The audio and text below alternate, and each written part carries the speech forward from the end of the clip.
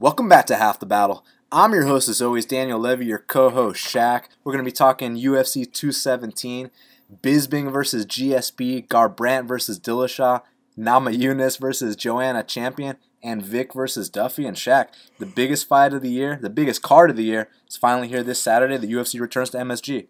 Yeah, it's a great card, top to bottom. I mean, we got guys like Zahabi and Ramos opening up the card. You know, we got Jan Cutelaba on the card, like you said, Vick and Duffy, Hendricks, Jorge Masvidal. So it's a top-notch card. How can one forget about Jorge Masvidal? And man, there's a couple opportunities on this card that we're really excited about. And let's not even bullshit, man. Let's get right down to business because look, we got Randy Brown. He's minus 110, and Mickey Gall is also minus 110. Now I'm blown away by this price. I think it's a joke, but I'm gonna let you talk about it first, man. First off, how dare the lines makers disrespect Randy Brown like this? Now, it's one thing, he fought Mickey Gall. I'm sure he's a tough guy. I'm not saying he's a bitch, a pussy. Mickey Gall? No, I'm just saying. Just speaking about Mickey Gall, I don't think he's weak or a pussy, a bitch. I don't think he's none of those things. But we're talking about a guy who fought a reporter, who fought an actor, and then he fought Sage Northcutt, who, if we're being quite honest, is a grade A jobber. The guy, can't get up from bottom against Cody Fisher. The ref just helped him out and he got the finish. He beat Trevino, who's a jobber, not in the UFC. Then, he goes in there against Borrachinha, gets tapped with a submission that doesn't even exist. Then he goes in there against Mickey Gall and just straight quits the second his back hits the mat. And, I mean, Sage doesn't take punches well. He panics in grappling situations. And, Mickey Gall's getting a Randy Brown who people have their perception that Randy Brown is a low-level UFC fighter, and I don't understand. I mean, the guy comes in here in his debut, beats up Matt Dwyer, who was just in there with Albert Tumenov and Alan Jouban, who went 3 hard rounds with Alan Jouban. And then we go three hard rounds with him in the UFC, in the octagon, 3 hard rounds. And beat him. Do you know what that experience is like? Okay.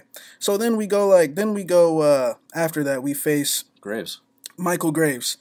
Just coming off a win against Vicente Luque. I know you guys are seeing what Vicente Luque is doing right now. He just pieced up Nico Price and subbed him the other weekend.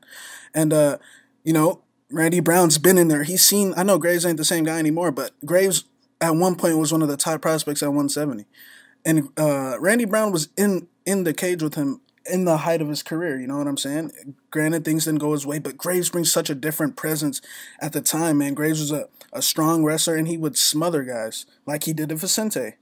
And then, he goes in there against, who'd he fight after that? Eric Montano, the Ultimate Fighter Latino America winner. You know what I'm saying? What's Mickey Gall ever done that's on that level? The guy's fought, a local scene fight, won that fight.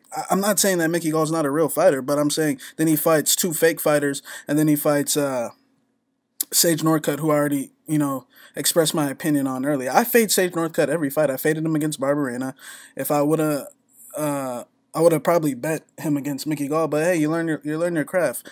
But then I'm saying now Randy Brown's in there with people say he was down 2 rounds against Montano. First of all, like I said, Montano won the fucking Ultimate Fighter, and really, was he really down 2 rounds?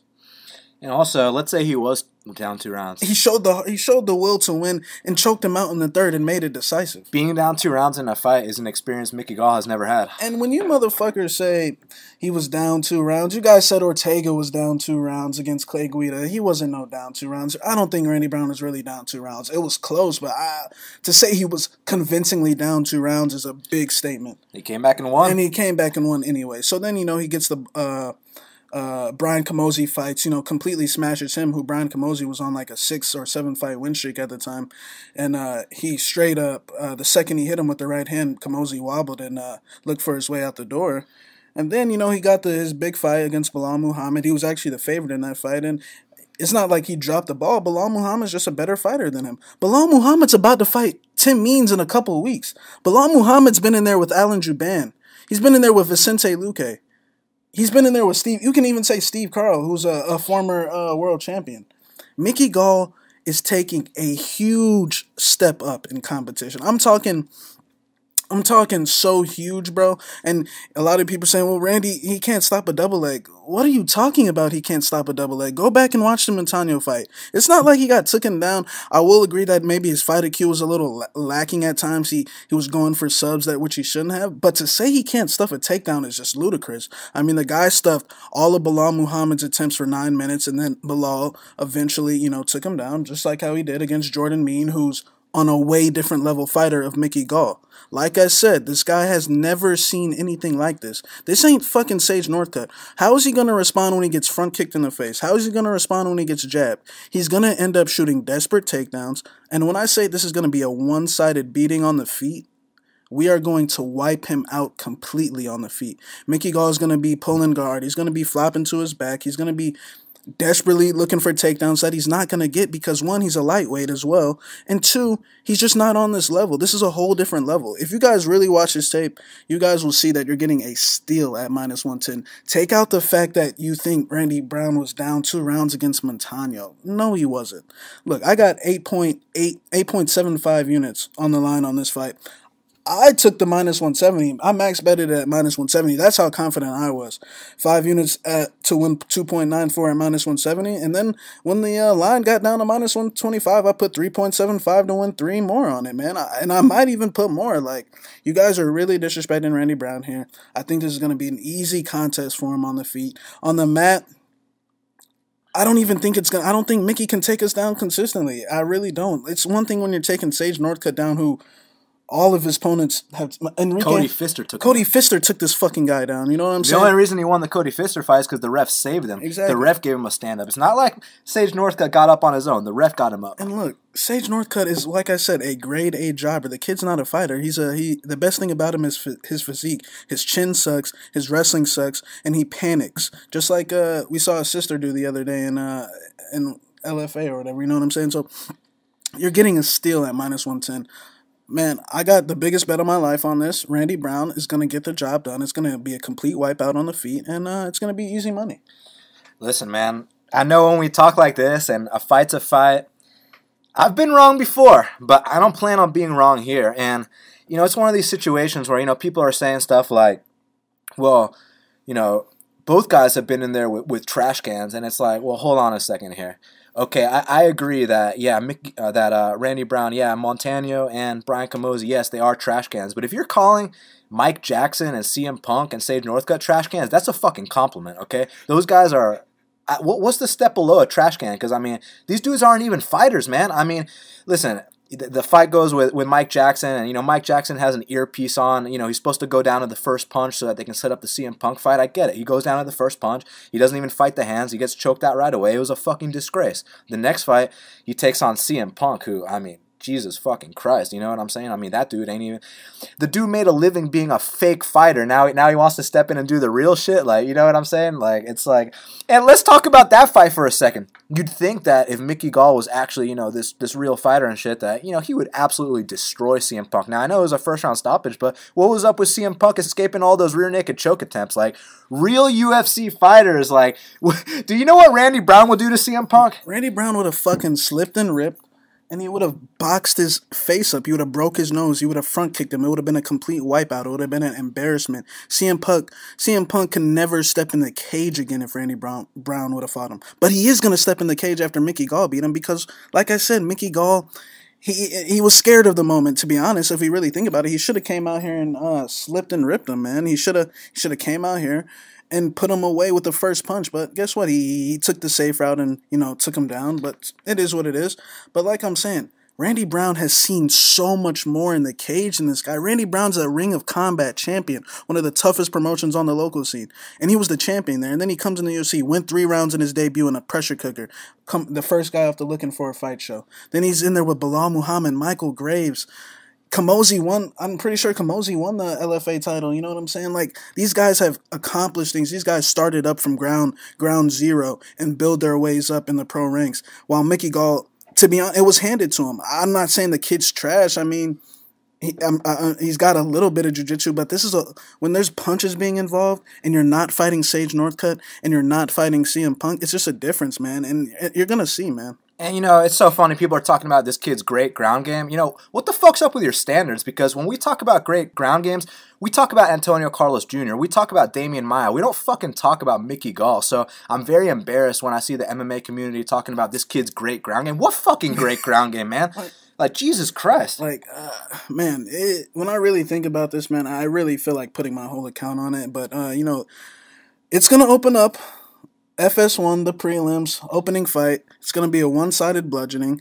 And I respect Mickey Gall. I'm sure he's a tough kid. I'm sure he's a nice guy. But I think he's a little bit delusional. He's saying he wants to fight Kevin Lee in a NHB type of fight. And it's like, bro, you are about to get bludgeoned by Randy Brown from the opening bell. And it's like people trying to back the guy up. How are you going to back the guy up when the guy's been in there with one real fighter? And that's pushing it. I'm being generous when I say that.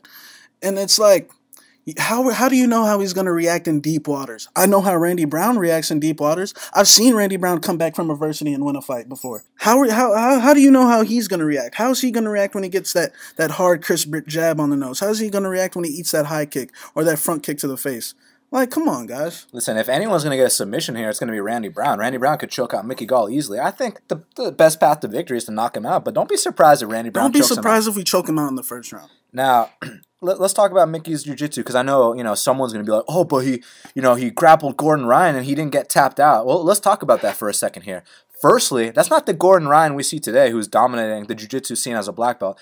This motherfucker that Mickey Gall grappled against was a 19-year-old purple belt Gordon Ryan, and Gordon Ryan still mopped the floor with him, but that was a purple belt, you know what I'm saying? And, because it's funny, it's like when Chris Weidman, didn't get tapped out by Andre Galvo in that grappling match, but he still fucking lost, you know what I mean? This is different, man. I mean, this is a purple belt Gordon Ryan. He smoked, he mopped the floor with Mickey Gall, but I know people are going to be like, oh, but he didn't get tapped out. He must be legit. Like, he ain't legit at all, man. This is a fist fight. You can't punch in a fucking Naga tournament. And, look, basically, I'd be very surprised if Mickey got a single takedown, but even if he did, the fight's not over there. I mean, look, when Randy Brown gets taken down by legit guys, and when I say legit guys, I'm talking about Belal Muhammad, like Shaq already said, Belal Muhammad's about to go fight Tim Means. You know what I'm saying? We're talking about real fighters now. We're talking about real shit. We're talking about true fucking fighting here. We're not talking about in there with Sage Northcutt. If this guy's most credible win is Sage Northcutt, and I'm getting Randy Brown at -125, -170, -110, even if it was -300, it'll be a max bet open parlay season,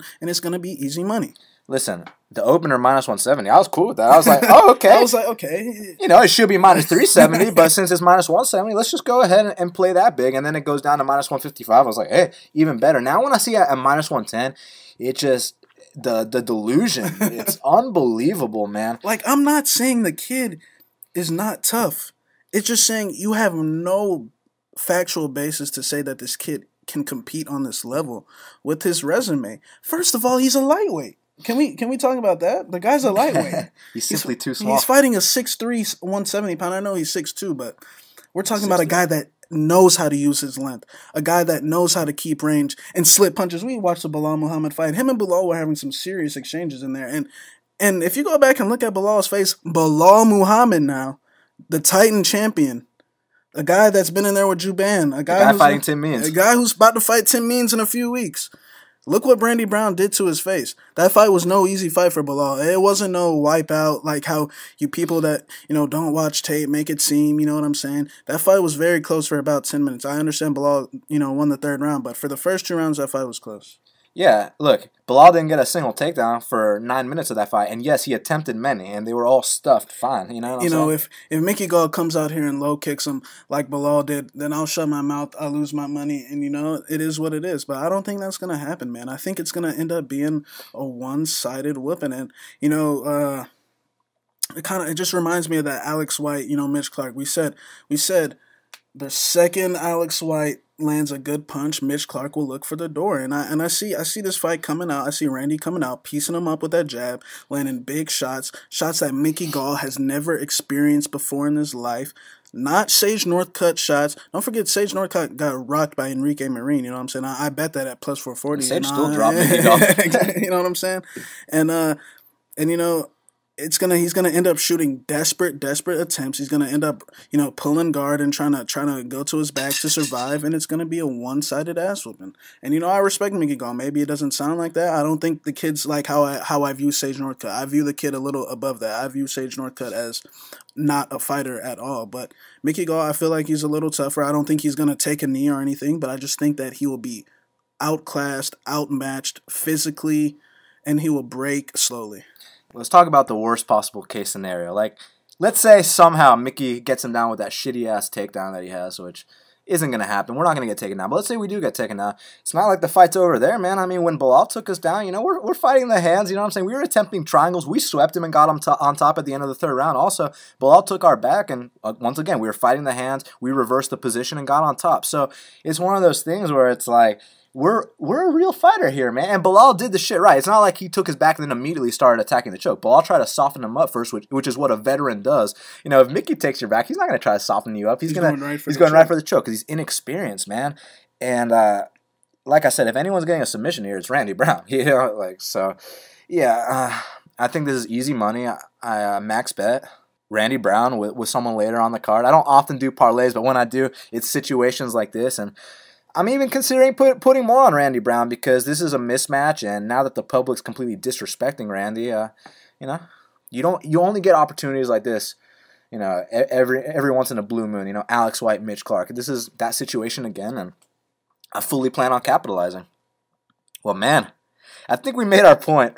And next up, we got Ovince St. Preux, OSP. He's minus 160. The comeback on Corey Beastin 25-8 Anderson is plus 140. Now, Shaq, I basically view this as a situation where in the first round, OSP is way too dangerous for Corey Anderson. You remember that Patrick Cummins fight. He took down OSP a couple times, but OSP was able to get back to his feet, and eventually he caught him coming in, landed the big, I don't want to call it an uppercut, it was more like a shovel punch, but he landed that, he knocked him out cold. We know Corey Anderson is a super chinny wrestler, similar to Patrick Cummins. Now, where Corey Anderson has success is, if he can get past that first round, he's able to grind dudes out. He's kind of like a poor man's Edgar on the feet. He thinks because he trains with Mark Henry that all of a sudden he's the new Edgar, which you and I both know isn't the case. But if Vince does start to gas a little bit, which he has in the past, Corey could take advantage. That being said, the chin of Corey is truly, let's not talk about his knockout losses. Let's talk about, didn't that Tom Lawler have this dude doing the chicken dance all over the place? Tom Lawler's not known for his knockout power. You put Vellante away, but who doesn't put Vellante away? You know what I mean? So it's just one of those situations where the first round is going to be super dangerous for Corey Anderson. After that, it comes down to if Corey can take him to deep waters and drown him. Listen, man, OSP just had a full camp for his last fight, and his opponent made it easy for him. Yushin shot for a takedown, then pulled guard. Hey, thank you very much for cashing that under for me, Yushin. I really appreciate it. I'm not sure this is going to be another Von Preux choke, but I'm going to say Ovince by first round knockout. Yeah, man, it's a fight I like to stay away from, just like from what you said earlier. Even though OSP had a nice win, look who was it against, and we know OSP's history. If you can avoid his left hand and make him work, make him get ugly and grimy, he tends to fold, man. It's plain and simple. And, Corey, he's a guy I like to fade. I faded him against Shogun back at 198 plus 200 because of that chin, bro. And especially early. And, he'd win the rounds against Shogun, but it'll be like the last 10 seconds of the round he'd get dropped, and we'd steal those rounds from him. And that might happen here, bro. It's one of those fights I'm just going to sit and enjoy. If anyone played that price on Corey, I definitely understand. You want to get this into the second and third rounds, and you want to grind OSP, hug his legs, kill the clock, tie him up, and it might work out, bro. Because I feel like OSP needs to get a early stoppage here. But as far as a pick, man, I'm gonna go with Corey in this one, man. I think he'll pull off like a split decision, ugly lackluster fight. Joseph Duffy, he's minus 195, and the comeback on the Texecutioner James Vick is plus 168. Now, Shaq, I know a lot of people were thinking that Duffy is going to knock out Vick, but I was actually very surprised to see Duffy as an almost 2-1 favorite in this spot, man. I really wasn't that surprised. The guy, Dustin was plus 200 against this guy, and the guy has a lot of hype. That Dustin Poirier bet, which we did cash, main event of Fight Pass, 30-26 bludgeoning, but James Vick, he's 7-1 in the UFC. James Vick, this guy's a gamer. People. I've been hearing a lot of talk. people saying that eventually Vick will raise his chin and, Duffy will catch him. Which, look, I like Vick. I think he's a cool guy. Obviously, when I put my money into this thing, I don't bet who I like more. I'm not that type of guy. Look, if Randy Brown wasn't on this card, I'd be betting James Vick, because you always bet James Vick at plus 170, no matter what. I mean, I understand that, generally when I fade Joseph Duffy, I want a guy that's going to go in there and make it ugly, tie him up, take him down, land elbows on top so we can make him bleed, because I honestly believe that even though Joseph Duffy is a great striker and whatnot, I feel like he's lacking in the heart department. And I know that's maybe a tough choice of words, but that's just my assessment on the guy. It might not be right. He might come out here and have a war with Vick and win, but that's just my assessment of the guy. I feel like deep down, if you push him, that he will break. And when I have that in my mind, it's generally versus a wrestler like OAM or stuff. OAM, his teammate, but like if OAM fought him, I'd fade him or like 100%. Or if like guys that I know that would Gregor Gillespie, you know what I'm saying? Guys that I know would take him down and hug his legs and make him tired, because I know that this guy likes to roll for leg locks. He likes to go for triangles. He don't have no wrestling, bro. He don't like being in those tie-up exchanges. And I know that Vick, even though he's a great boxer, I feel like he's cleaned up a lot of his defense. Like back in his day, man, his defense was just, boy. But man, he used to get away with it. And finally he didn't get away with it against Beneil. And I feel like he's learned his lesson ever since, man. I feel like against Trujillo and Paulo Reyes, he kept his chin down. He wasn't getting, back in the day, man, you used to throw an overhand right at Vick. It would land, like, no matter what. And that's how much this guy's cleaned up his defense. I understand, it still might not be where he needs to be to compete against the top 10 guys, but I feel like progressively it's just going to keep getting better. And I feel like if James Vick goes out here and makes this an ugly fight and doesn't get knocked out in the first 3-4 minutes, I feel like he's going to take this. I feel like he needs to at some point, try to get this on the mat and tie him up, make it look ugly, land knees in the clinch just to slow down Duffy. But I think he will find a way to get this done. But I'm not betting on it because there's really not a need for me to, If Randy Brown wins, then we can make talks. But just going in there really wasn't a need for me to do it. But maybe I will. But the pick is James Vick. So, man, this is a very good matchup. I'm very excited about this. Everyone that listens to the show knows that I bet on Vick every single fight. I mean, look, 7-1 together, and everyone's like, you only bet on him because he's your friend. And it's like, well, he's only my friend because I bet on him every single fight. You know what I'm saying? Like, before I even knew him, like, personally, I was betting on him every fight because this guy's a gamer. Like you said, I like betting on dudes that, look, the deal with Sage Northcutt is, obviously his skills really suck, but he's got no heart, okay? You could maybe get away with the fact that, he's kind of, that Sage is kind of chinny and this and that if he had heart, but he has no heart, so he can't get away with anything. With Vick, the one thing we noticed right off the bat is that the dude is a gamer. He was on The Ultimate Fighter when he was only 4-0. That's Mickey Gall's record. The only difference is that, James wasn't fighting fucking CM Punk and Mike Jackson. He actually fought, real fighters on the regional scene, and then he went to The Ultimate Fighter as a 4-0 guy. So if you think about it, he entered the UFC 4-0. He grew up in the UFC, man. He didn't get to, pay his dues on the regional scene. He fucking got shot up right into the Ultimate Fighter as 4-0. Now he's in the UFC, and he's made the most of it. He's 7-1 in the big show. Now, let's talk about the Benny fight real quick, because I know everyone's talking about that's going to happen here. Well, firstly, Benny's a southpaw. Joe Duffy's orthodox. Benny is a King's MMA striker. Joe Duffy's a boxer. They got two completely different styles.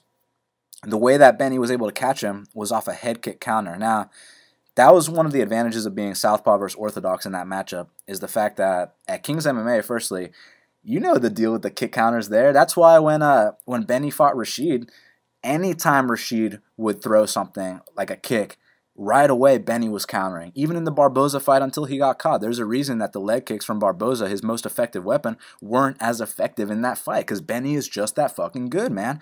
And look, Benny was able to go out there and hand Vick his first L, but ever since then, you see what he's been doing? I mean, went to Thailand. He's been working on his distance. He's been working on his defense. Now, let's see what's gonna happen in this fight. It's gonna be interesting because with Joe Duffy, he's a guy that he had his run in Cage Warriors, and he fought Ivan Mersada, and he got choked out with a guillotine, and then he quit the sport for 3 years. Now, in those 3 years, he became a professional boxer, and he came back a lot better. Now, if you watch his fights before he quit the sport compared to after he quit the sport, I mean, the dude, the way he improved his hands, he came out like a completely different guy, like the frequency that he's operating on these days. So I was like, yeah, you know, maybe it was a good thing that he left the sport, even though you and I both know, like, what, just because he got choked out, he went over to do an easier sport. You know what I'm saying? And I don't even want to sit here and call it easier, but a more limited form of fighting. Let's put it like that, Shaq. You know what I'm saying? And then he comes back. I mean, we don't even got to talk about that time he tried out for Tough and lost to Kyle Watson, who, you know what I'm saying? At least the dudes Vick lost to are both top 10 guys, but Kyle Watson, Ivan Mercado, like, come on, man. So, you know, Duffy gets this fight with Poirier, and we bet Poirier at plus 205, and that was, you know, people try to act like it was this back-and-forth war. Okay, the first minute of the fight, Duffy landed some good shots. First 3 minutes, it was close, but after those first 3 minutes, it was a one-sided bludgeoning. I mean, Poirier beat the absolute shit out of him, and people try to act like, oh, Poirier was diving on legs. Okay, first he broke him down on the feet. And then he took him down, and he didn't just lay on him on the ground either. You remember that elbow he landed, man? That wasn't humping someone's leg, bro. Look, look, the first few exchanges, yeah, Duffy was getting off for, like we said, about 2.5 minutes. And then anytime they got in close, Dustin would land big uppercuts. Duffy was wobbled, and he'd back up, and then Dustin would put it on him. Then we took him down. We beat him on the feet first. Then we took him down, and then we beat his ass on top. So, I mean, to say that fight was a back-and-forth war, I mean, the scorecards indicated that it was 30-26. So, I mean, what kind of 30-26 is a back-and-forth war? You know what I mean, dude? Like, come on. Just because he landed a couple shots in a fist fight in the first 2 minutes, that makes it a back-and-forth war. It's just unbelievable. His hands look good for 2 minutes, and that's what I was saying earlier.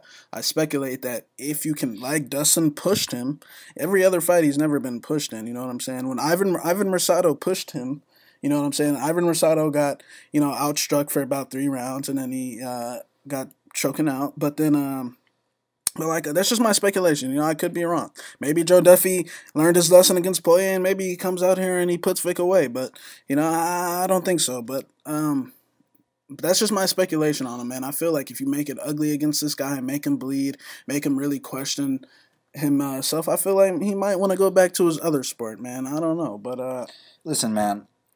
I agree. He does have great hands, no doubt about it. But you know, people are trying to act like he's this knockout artist. Okay, let's talk about who he's knocked out real quick. He knocked out Jake Lindsay and Mitch Clark. I mean, bro, it doesn't get any worse. Mickey Gall could probably beat those guys. You know what I'm saying? And even then, I'd have a pause. You know what I mean? But you know, knocking out Jake Lindsay and Mitch Clark, and you know, beating Reza Madadi by decision, that in a decision where Reza Madadi took him down. Let me just add that real quick. That doesn't really make me convinced that he's going to come out here and put Vick away like everyone else is saying, man. Look, the only reason why this wasn't like first bet, you know, for me, just because Randy, and the fact that I understand that Vick is literally going to go in here and try to outbox Duffy. You know what I'm saying? I know Vick ain't going to come in here shooting takedowns and, you know, trying to time up. I understand the firefight that I'm getting myself into if I bet this. But, you know, I still think it's a great line, honestly. I mean, like, plus 168 for a 7-1 guy who's fought way tougher guys. I mean, we can even say Paulo Reyes and Trujillo are way better than fucking Nick Hine. Nick Hines wins fights. Nick Hines only lost 1 fight in the UFC. 6-1 in the UFC. Who else? Abel only lost to Tony and Khabib. Valmer Lazaro, you know? I mean, he's just been in there with guys that operate on a different frequency, while Duffy's been handed these easy fights beside the Dustin fight, and we saw what happened. So I've seen Vick come back from adversity. I've seen him in complete drag-out wars, and I've seen Duffy in his wins in one-sided ass whoopings that, you know, are hard to tell where he's really at. I really, like I said, I really feel like if you push him that he'll break. Look, if Duffy goes out there and puts Vick away, much respect, props, you did it, bro. But I think the left high kick is going to be a big weapon. I think the right body kick is going to be huge. I think the flying knee. I think eventually, not necessarily that Joe has shitty cardio. I don't think he has shitty cardio at all. But what I do think is that you push the guy, then he starts to do, you know, some desperation shit. I think then, you know, he might shoot in for a takedown against Vick because, you know, they saw his fight with Glaico França. They think, oh, you know, I'm a tri-star guy. I can take this guy down if it doesn't work on the feet. Because, look, Faraz Zahabi is his corner man, you know, and they might be thinking, what's the path to least resistance here? You know, you're both boxers. Why don't you try to take this guy down? So if he tries to take Vick down, watch out, because he's going to get choked out with a guillotine. And we already know from past experience when Joe Duffy fought Kyle Watson and Ivan Mercado, he ain't fighting the hands, man. I'll tell you that right now. He's going to tap very, very quick. So, you know, I hear people talking about how, you know, Vick should come out here and try to take him down and this and that. It's like, look, that's not who James Vick is. He's not that kind of guy. That being said, don't be surprised if he puts him in that Muay Thai clinch, starts throwing big knees to the body, and then maybe from the clinch, get an upper body takedown, kind of like he did to Abel Trujillo, his first and only takedown in the UFC. I believe he's got an 100% takedown rate because he's 1 for 1. You know what I'm fucking saying? But they're going to have a striking match. It's going to be a war. There's going to be some holy shit moments. But look, I was thinking it was going to be minus 120 apiece on the opener.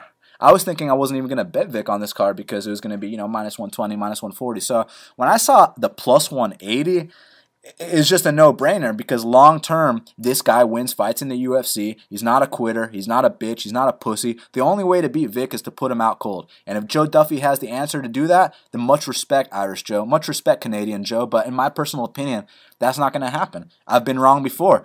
I'm 7-1 on Vick fights. The one time I was wrong, that is what ended up happening. So I'm hoping to make it 8-1 this weekend and cash this plus 180. So let's go, Vick. Now here we go. It's time for the pay-per-view main card because we got Paulo Borrachinha. He's minus 230. The comeback on the former welterweight champion, Johny Big Rig Hendricks, is plus 190. And it's just unbelievable what the fight game has done, how the times have changed, and how, you know, a couple of years back, I mean, we didn't even know who Paulo was, and, you know, Hendricks would have been a minus 500 against him. And now, you know, a couple ass whoopings later, a couple missed weight cuts, and you see, you're looking at Hendricks as an almost 2-1 dog here. A couple missed weight cuts. The guy misses weight every fight. But, man, you know, I've always been a guy that says, you know, these undefeated guys, you know, watch out. His first L's coming very soon. And, you know, I do think that about a Paulo Borrachinha. I feel like he will lose a fight very soon, but not this one, man. I just feel like I've been letting these old faded vets off the hook and not fading these guys that are completely done, like Anthony Hamilton against Spitz. I mean, I completely passed on that, and there's more cases, man. And if we really go by card, I'm sure there's one every case where a guy we just Brunson and Machida, even though there was an undefeated fighter, yeah, exactly. There was a dude on his way out. You know, Jim Miller, like we probably should have seen, like, man, he's had enough. You know, the Poirier and the Pettis fights back to back were just too much, and there's just guys that we just know just don't have anything left. And look, and we know we're seeing this thing with these guys that are missing weight bad. You know, the way their bodies are looking. You know, Nick Lentz, for example. You know, he at 145. The guy used to step into the cage at 175 pounds. He used to gain 30 pounds in between nights. And now you look at his body. He's not the same guy. You know, look at Hendricks. When he was fighting at 170, you remember his fight against Lawler that he won. You remember the day before? I mean, the guy was like almost dead trying to make 170. And he almost missed for a title fight. You know what I'm saying? That fight was in jeopardy. That was that day that Kelvin missed against Story, right? Yeah, exactly. Kelvin was struggling to make weight against Story and all this shit. So, and then, you know, he gets through that, and then he wins that fight, and then he, you know, balloons up like a whale, you know, in between fights. You remember all the pictures of that when he was like 230 and he's about to cut down 60 pounds to make 70. And then, you know, he loses against Robbie. And then, I mean, it pretty much goes off the deep end. You know, he pulls against T. Wood in the #1 contender fight because he can't make weight. He's telling everyone he's like 180 something. But in all honesty, he was probably like 210. 280. Yeah, 280. And, you know, and then, you know, after that, he fights Kelvin and, you know, gets completely butchered. I mean, people were saying that fight was close. Me and Dan just watched it. Hendricks try to act like he won that fight? Yeah, we just watched it yesterday, and I mean, he got completely boxed up for 3 rounds. He didn't do shit. I mean, he landed the occasional left hand. He still has the left hand. The power never goes away. But, I mean, when's the last time the guy knocked anything out? I mean, Martin Kamen? When's the last time Johnny Hendricks got a knockout? Pre-USADA. You know what I'm saying? And then he misses weight for Magny. Loses that fight because Magny outstruck him off his back, which is embarrassing on his part. And then, you know, he fights Hector's completely done. We just saw Hector up 2 rounds against Anthony Smith. You know, literally 5 minutes away from winning of his first fight in a long time, and he literally couldn't stay conscious to get a win. So Hector's just completely done, man. And then, you know, he comes in here against Tim Bosch, up a weight class, makes some bullshit excuse that he's sick. He can't make weight 15 pounds up a class, and then, you know, Tim Bosch lands a right high, and, you know, Johny took a knee for the first time in his career. He finally had enough, man. He took a knee. You know what I'm saying? It's no mincing words. He took a knee and he found his way out. He tried to get up, and then he just said, "Fuck this shit, bro. I'm good, man. I can't make weight anymore. The weight cutting has affected my body." So what I've learned is all these guys struggling to make weight, they're getting faded. Johny, Hendricks, Nick Lentz, and Khabib Nurmagomedov, you know what I'm saying? These guys whose bodies are just drastically changing from this weight cutting thing, you got to start fading them. And in the past, I've been a guy that says missing weight really doesn't mean shit, but long term, it does mean shit. You got to pick the spots. You don't just fade a guy because he missed weight. You don't fade John Lineker because he's lazy. Exactly. You don't fade a guy just because he missed weight for, you know, a certain event. You just pick the spot, and when you know that these bad weight, because like Henry Cejudo, for example, you know what I'm saying? He'll be faded soon, because I know he looked good against Wilson, who's a jiu-jitsu guy, but make no mistake about it, I know he almost died trying to make 125, and he's gonna have to make 125 again. You know what I'm saying? And so, so when he makes 125 again, then we'll have talks about that dog money on Sergio. But fucking my thing is, man, I have a parlay leg actually on the next fight we're about to talk about. And I'm thinking about closing this with Borrachinha. I know Borrachinha is young. I know he's undefeated. But I honestly feel like Hendricks will not be able to handle this, bro. This is a different level of ferocity. Like, Bosch, I watched the Bosch fight, and Bosch is just, like, slipping and ripping and, like, you know, like, landing overhand rights off the brakes. K1 Bosch. Like, I'm like, whoa, Bosch is looking like a K1 striker out here, like, landing right kicks and, you know, circling off. And I'm like, wow, like, this is crazy. And Hendricks is just swinging one big left. And, you know, I'm not saying that I understand Hendricks is a 2-time, he's arguably one of the greatest college wrestlers of all time. The guy's a 4-time All-American. He beat Ben Askren twice. He beat Tyron Woodley in wrestling. He beat a whole bunch of guys in wrestling. He's a 2-time national champion. You know what I'm saying? So I mean, if he wants to gas himself out diving on Borrachinha's legs, come on, because you know, generally these big brolic Brazilians, they generally have a cardio problem, but not Borrachinha, man. Borrachinha can actually box, and he can actually keep a pace. And I mean, I think he's going to stalk Hendricks down, land that right body kick, and I feel eventually, at some point, Hendricks will have had enough. Yeah, man, I'm with you on this one. You know, it's funny because when it got announced, I was like, oh, you know, the undefeated guy. Because, you know, I don't like betting on undefeated fighters, even though I'm about to do that in the next fight. But for the most part, I don't like betting on undefeated fighters because that first L is always right around the corner. And also, I was thinking, well, Bang Bus took this guy down, so therefore Johny can. But then I rewatched that fight, and it's like, Bang Bus didn't really take him down. I mean, what happened was Bang Bus got the absolute shit beaten out of him. And, you know, Paulo got taken down after, like, a serious blitz. Like a blitz where you're like... Paulo Wally can blitz. You know like, let's think about this for a sec. If that was Johny in there, man, like... Bro, I don't know if he could take that. I honestly don't know. Bro. And for Johny to win this fight, it doesn't come down to just landing one takedown. He has to land takedowns consistently for the duration of the fight. I personally don't see that happening, man. I think that this is going to be a one-sided ass-whooping and Paulo Borrachinha swinging the hammer. Now, you know, I wasn't crazy about the minus 230. I thought the minus 200 was a lot better. But at the same time, you know, it should be minus 230. It should be minus 330. Like, it should be heavily priced because it's going to be a bludgeoning. You know, I heard a guy yesterday on the... on some podcast, and he was like, you know, this line could be higher, man. And it's like, this might be our last chance to fade the guy, and it's less than minus 250. So it's like, why am I? Because, bro, we should have bet him against Bosch. I mean, we thought about it when the fight got announced with him and Bosch. We said he's simply too small for Bosch. Like, then we passed on it because Hendricks. All this talk about, oh, Hendricks feels so good at 185, and we know that Bosch is win 2 fights, lose 2 fights. You know what I'm saying? And so, I mean, look, Hendricks is saying he feels reinvented at Greg Jackson's. Do not buy that bullshit, don't buy even that for bullshit. a second. Don't buy that bullshit. What, are you going to train somewhere for 4 weeks and automatically be rejuvenated? Like, come on, bro. Look. You saw his pre-fight interview? The dude's loopy as fuck. Don't be surprised if he misses weight. And the second I hear he's having troubles missing weight or he has to be transported to the hospital, I'm putting Borrachinha in that parlay. Here we go. First title fight of 3. We got Joanna Jedrzejczyk. Oh, actually, before we talk about Joanna, let's talk about the pride of Cuba, because we got Jorge Garbrandt Masvidal. He's plus 155, and Stephen Wonderboy Thompson is minus 175. Now, Shaq, a lot of people are very convinced that Jorge Masvidal is going to lose another split decision here, which when he loses fights, it is via split decision. Now, I challenge you real quick, Shaq. When was the last time Wonderboy Thompson won a close decision? Never. Exactly. He doesn't win close decisions. His style doesn't allow him to do that. Let's talk about Wonderboy Thompson's history in decisions in the UFC. So, first time was against Matt Brown. And, Matt Brown wasn't having any of his karate bullshit. And you saw what happened, bro. He closed the distance, and he absolutely put a beating on him. Okay.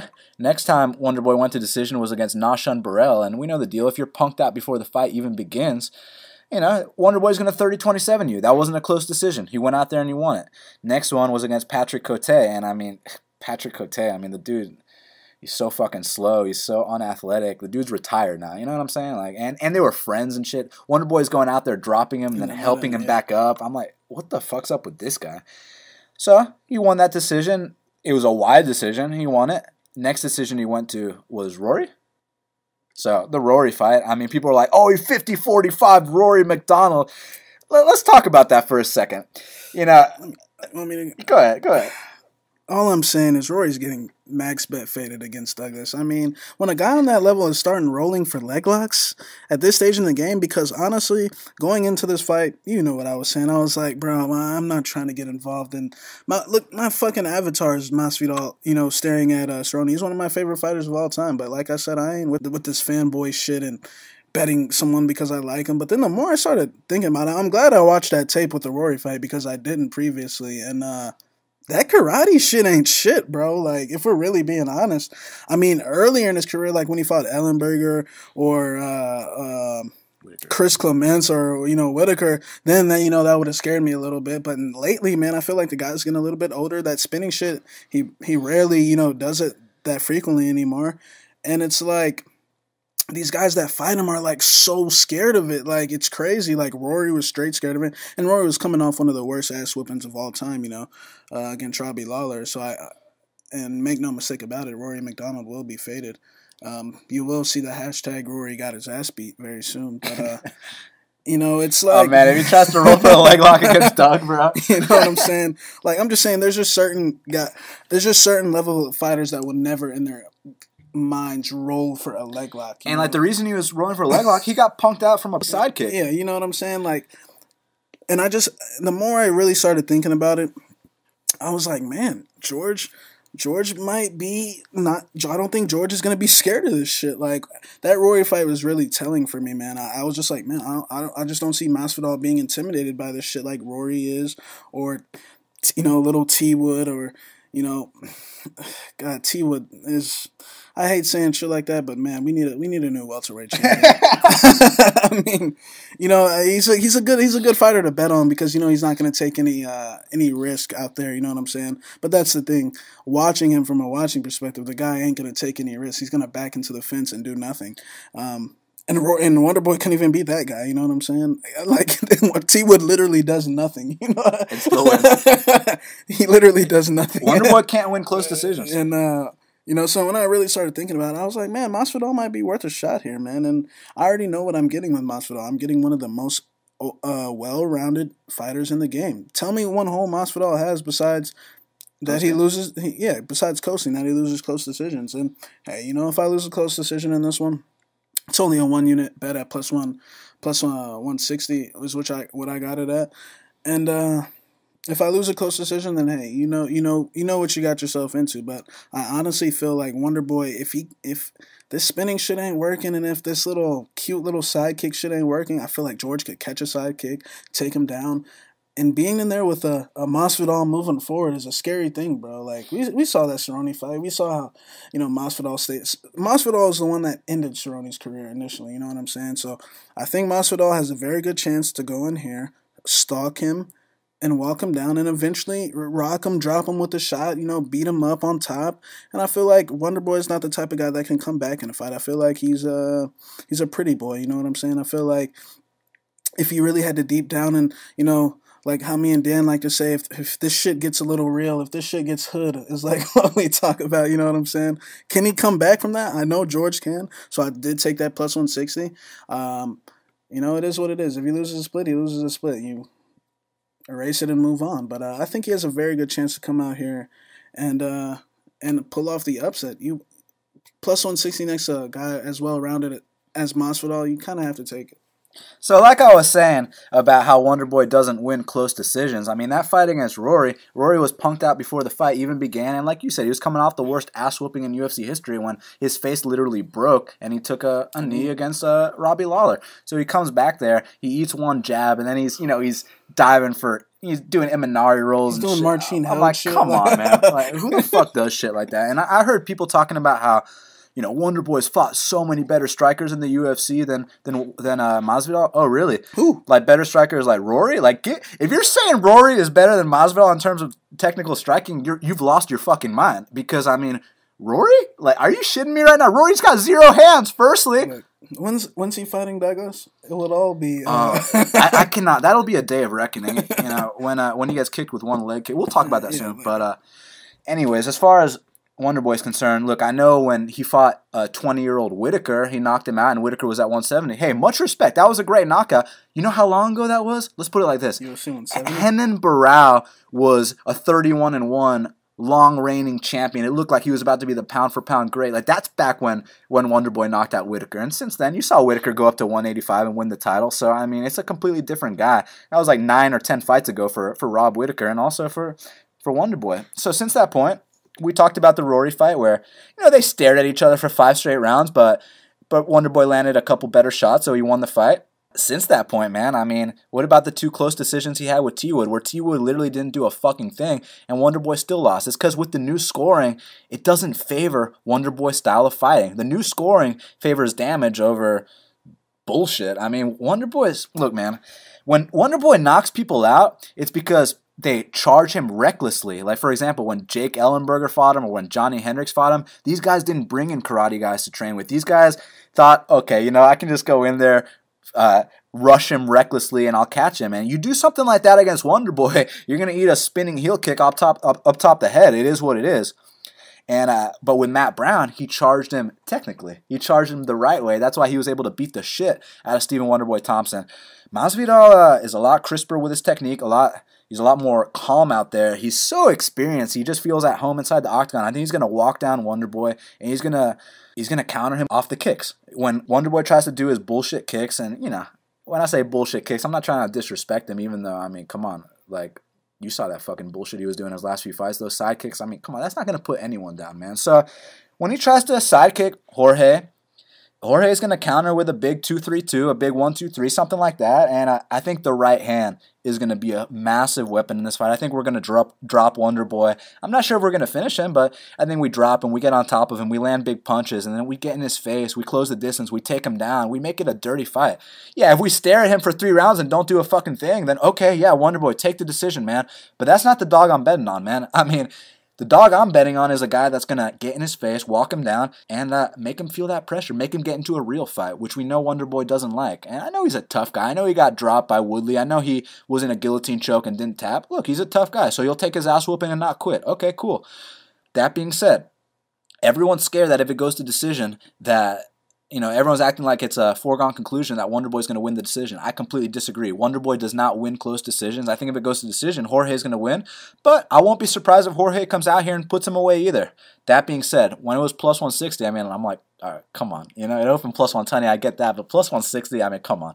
So, yeah, I put 2 units on that, and I think he's going to go out here and beat Wonderboy Thompson. I think when you're a karate guy, you rely on your speed, you rely on your explosiveness, your athleticism, and I think when you get older, and let me remind you, Wonderboy's about to be 35 in February. What's the first thing to go, Shaq? The speed. Yes, the speed is the first thing to go, and it's not like Jorge Masvidal is this knockout artist, even though you saw his knockouts of Cowboy Cerrone and Jake Ellenberger, both very devastating. And he also didn't get dropped by Jake Ellenberger like Wonderboy did. I am questioning Wonderboy's chin a little bit. He's got heart and recoverability. Yes, he does. But I question his chin. I think the right hand's going to be a big weapon. So I got Jorge Gamebred Masvidal. Yeah, you know, that parlay leg I was talking about was not Wonder Boy inside the distance. I ain't worried about him finishing George. If he does, I'd be absolutely shocked. I've seen George get hit with everything in the kitchen sink. The guy's only been finished by strikes once, and it was very controversial.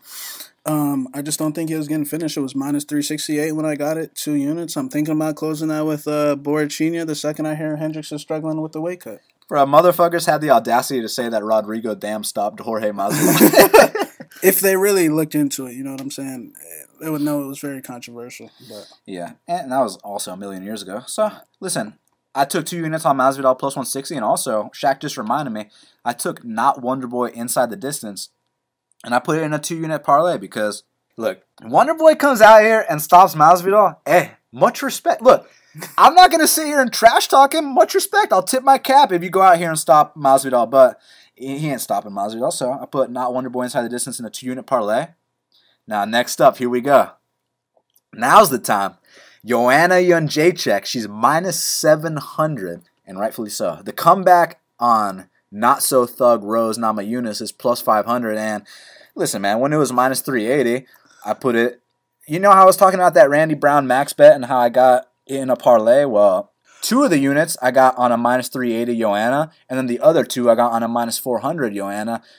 I think this is about to be a bludgeoning. I mean, you know what's funny is we've been saying for years that Rose is mentally weak, and that's not to, sit here and make fun of mental health or any shit like that. We're just being real with it. She breaks in fights that don't go her way. That's what we mean when we say she's mentally weak. So we've been saying that for years, man. I mean, that's why we took Carolina plus 215. That's why we bet on Tisha Torres, and we got robbed, but it is what it is. We had the right idea.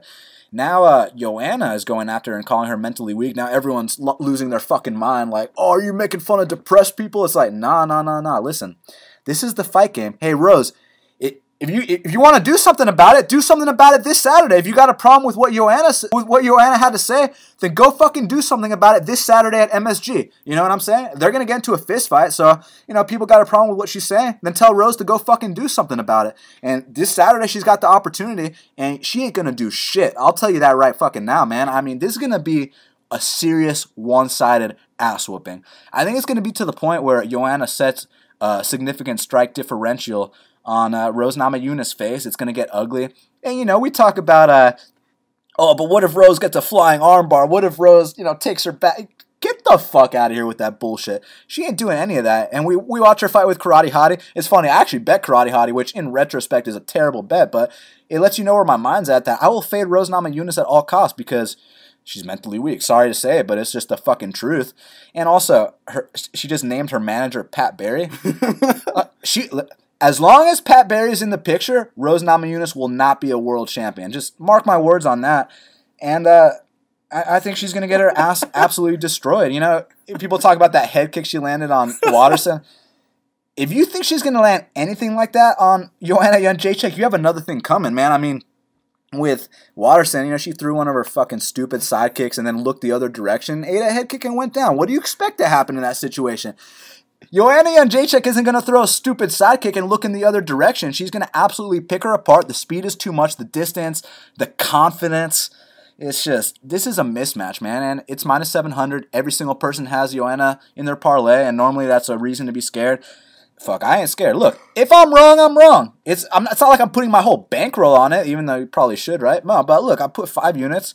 If I'm wrong, I'm wrong. But I don't think I'm wrong. I think Joanna's going to absolutely bludgeon her. And I don't know if Rose will ever fight again. You pretty much hit it on the head, bro. Like I said, man, I actually faded Joanna in her last fight against Andrade, and I learned my lesson, bro. I was legitimately convinced Andrade was the one, but Joanna showed me that there was a class above, bro, and I ain't fading Joanna ever again, especially not with Rose. I mean, I cashed a plus 200 live here, plus 215 live here in Atlanta next to Rose's family in Phillips Arena, you know what I'm saying? And I was cheering against her, and I was saying, yes, Carolina, knees to the body, you know what I'm saying? So, like I said, I'm always down to fade Rose Namajunas. I faded against Tisha Torres. Unfortunately, the judges didn't give that one to me. But, anytime, like, if I'm getting Rose versus Andrade, Rose versus Claudia, Rose versus the trilogy with Tisha, Rose versus those are the top. You know what I'm saying? Anyone on that level, that top 6, 7 chick fighters at 115, she's getting faded, bro. You know what I'm saying? And it is what it is.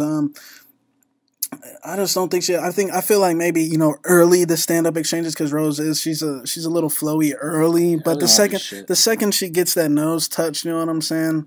The second she eats that hard low kick and Joanna's just staring at her and she realizes, oh fuck, you know, she'll break again, and once you break, you'll always break. You know what I'm saying? I don't see any danger in this fight after the first 2 minutes, and the armbar shit, unless Joanna did something stupid, which I don't see happening. The chick is like we said about Colby Covington last week.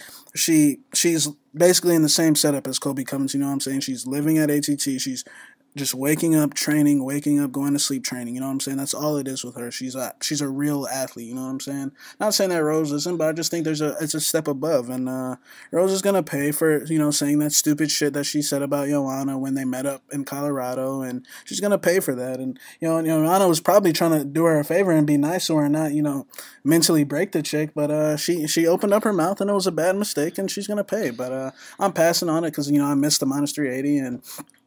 You know, I was waiting at the time to see this Randy Brown line, and but I think it's gonna be a one-sided 50-45 ass of him.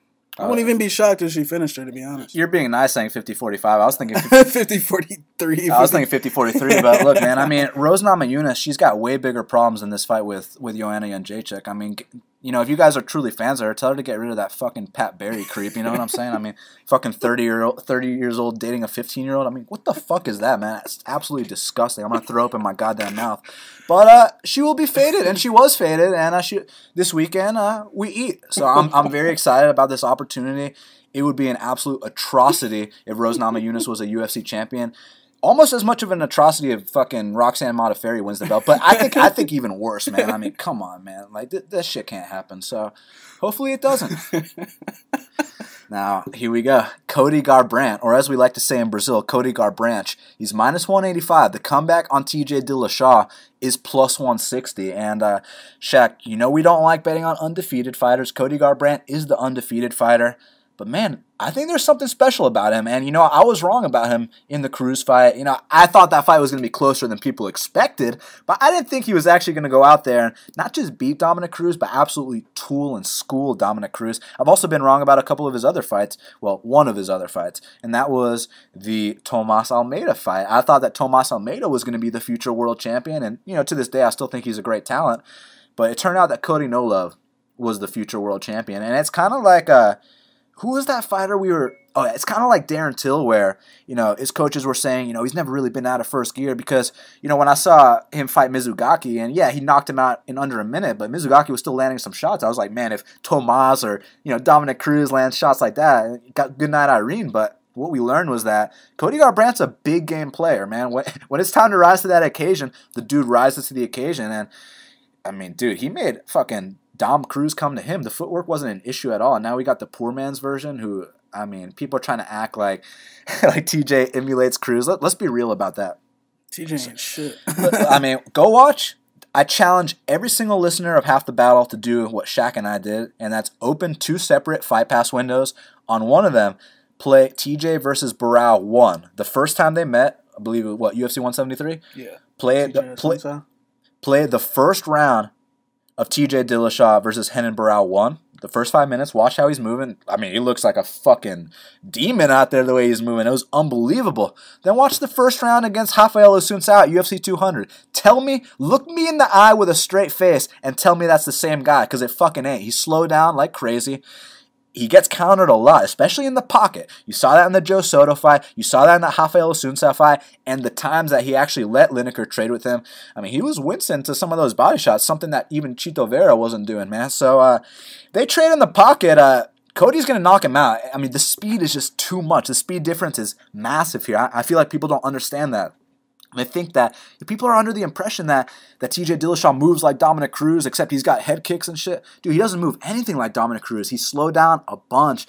And we saw some bumps on his stomach. We're not going to get into it, but if you know what that is, you know what that is. And let's just say USADA hasn't been kind to the snake. So, And still, I got 2 units on Cody Garbrandt with not Wonder Boy inside the distance. It was a plus 100 play.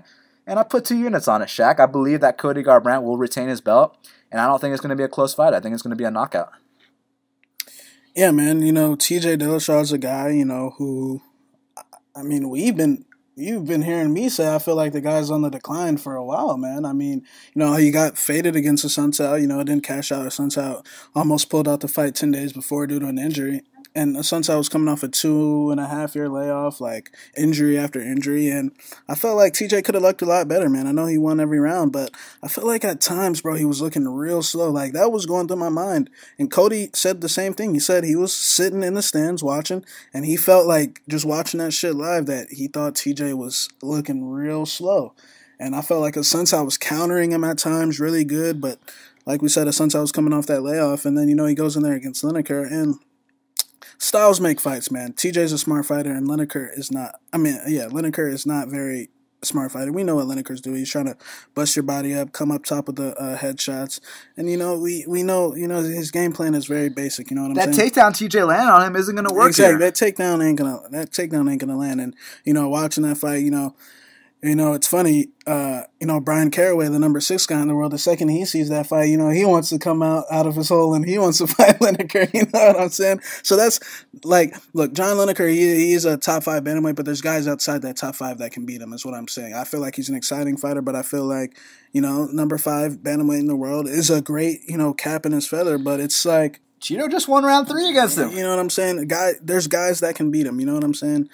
Not too many guys ever will accomplish ever being the number 5 guy in the world, but it's just there's different levels to this game. What I'm saying is Cody Garbrandt, Dominic Cruz, Jimmy Rivera, TJ Dillashaw. Those are the top 4 in this game, and no one outside that top 4 is gonna be a Sunsao number 5. Those guys, those core 4 guys, no one's going to beat those guys outside. For now, at least.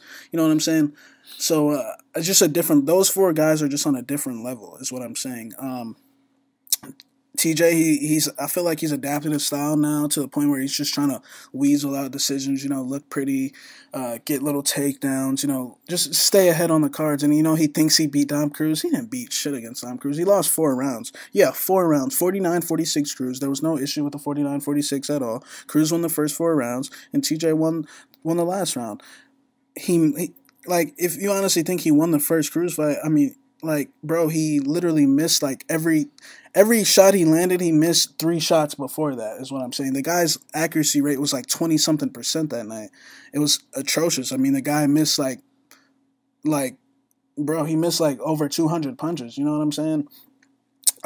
As far as Cody goes, man, like I said, I tried to fade him against Thomas Almeida. It didn't work out, and it was funny because, I was away when he fought Cruz, but something in my head was just telling me, man, I feel like it's a bad fight for Cruz, and I was watching them have a little back and forth live on the Colorado card, on the Valentina Pena card, and I'm like, man, Cruz is acting super out of character. Like, this ain't Cruz. But and Cody proved me wrong, man. I had a feeling he was gonna win that fight, and he did, man. So he's the real deal. He beat the greatest bantamweight of all time, and I don't think TJ will ever see that level again, man. I've been saying Daniel knows that I've been saying he's a USADA victim for the longest time. I've been looking to fade him, and it didn't work out. But maybe now's the time, man. Man, now that I'm thinking about it, man, If Randy Brown wasn't on this card. If Randy Brown wasn't on this card, bro, TJ be getting faded because TJ is a snake, I kind of wanted to stay away because, Dan knows that I hate TJ Dillashaw with a passion. I just feel like the guy is like a little prissy little bitch. You know what I'm saying? Like, he's just a guy I knew that if he was in my, my living circle, you know what I'm saying? He's a guy that I know I would never, be friends with. You know what I'm saying? But that doesn't matter.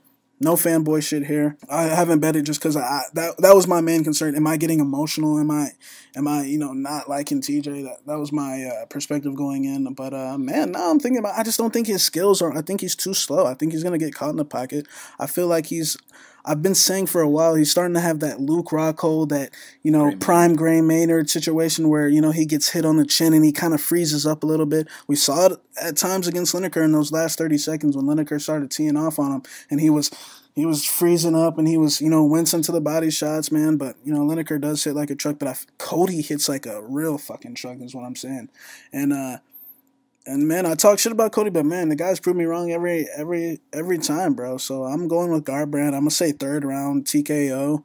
And Beast, I might bet it, on that night, but I need to handle business with Randy Brown bludgeoning Mickey Gall first. But we'll make talks. Look, TJ Dillashaw hasn't even put himself in the position to become a world champion. I mean, if you think about it, so he won the belt with Team Alpha Male, and then he left because his coach went to another gym. So he goes with his coach to Colorado. Now he's beefing with his coach and he's going to California. He doesn't even have a head coach, man. He said that Dwayne's been out 3 to 4 times a week. What that really means is that Dwayne hasn't been out at all. I mean, him and Dwayne are beefing. He doesn't even have a real coach. It's him and Cub Swanson. I mean, look, cool. I'm glad they're getting in good rounds, but how the fuck is that going to help him in this fight, man? He's not getting the high level training he needs.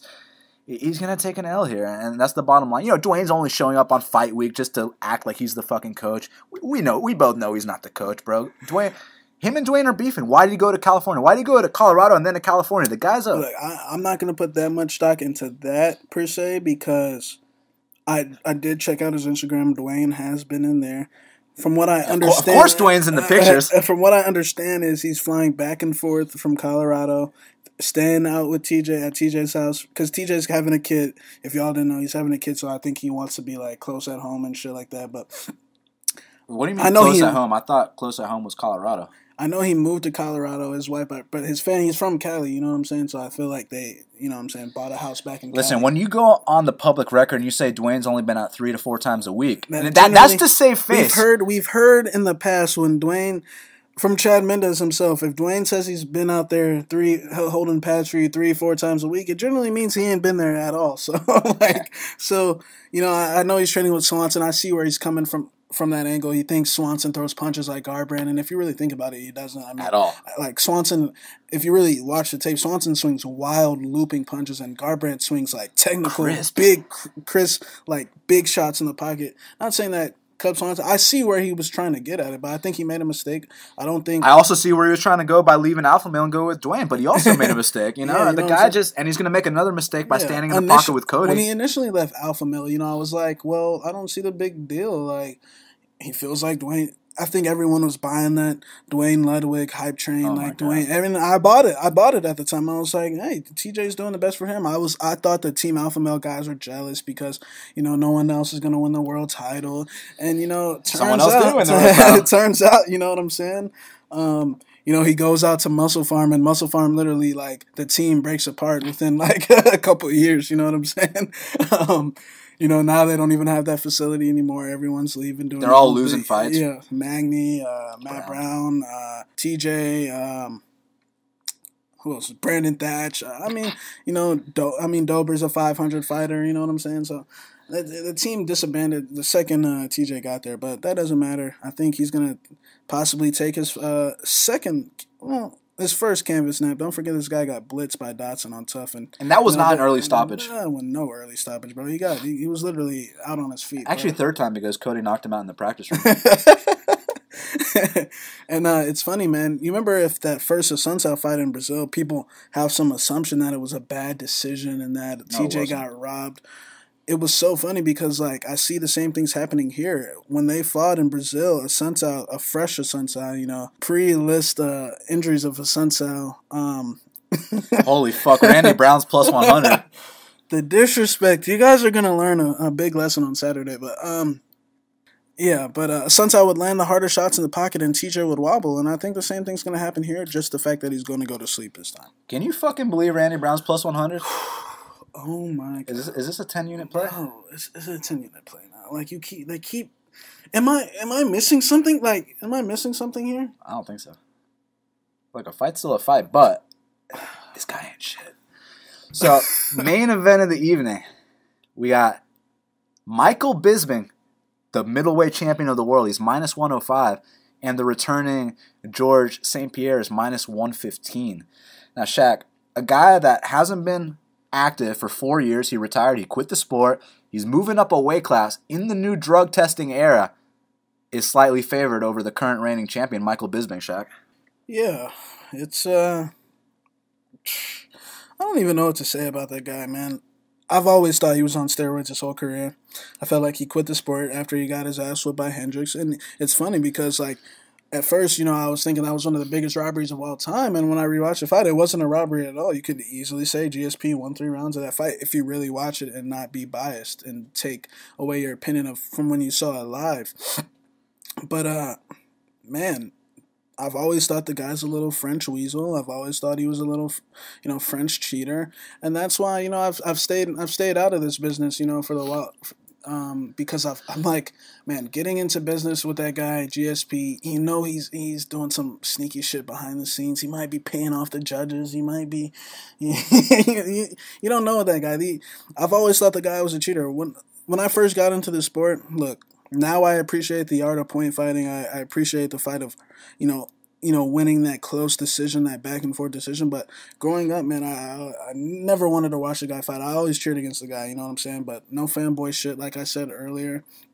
I'm passing just because, Michael Bisping, even though I feel like the guy should be able to come out here, outlast him, and knock him out stiff.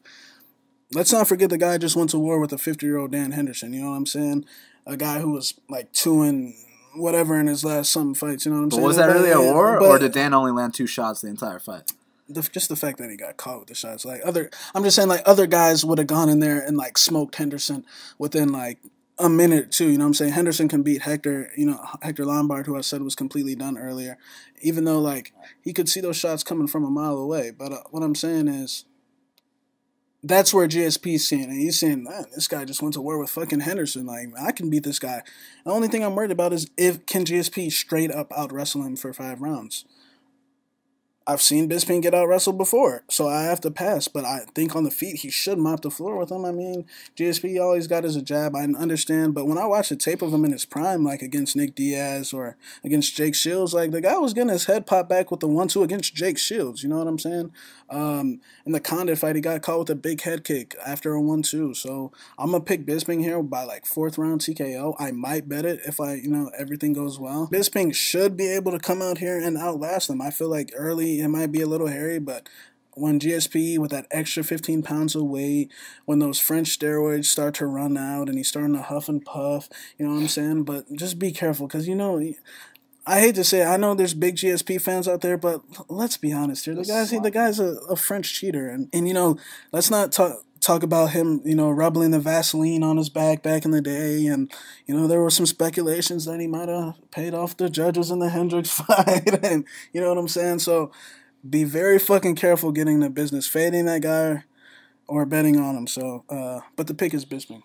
Yeah, I mean, it's one of those situations where you should automatically fade the 4-year layoff, and he's moving up a weight class, and he's in the USADA era, but this is a very powerful guy. And I don't mean powerful in terms of strength. I mean powerful in terms of connections, you know what I'm saying, and in terms of money. And I'm wondering a couple things, man. I mean, I'm wondering, does he think this is such an easy fight that he's just going to come back off a 4-year retirement, come out here and become the 4th man in UFC history to hold 2 belts in 2 separate weight classes?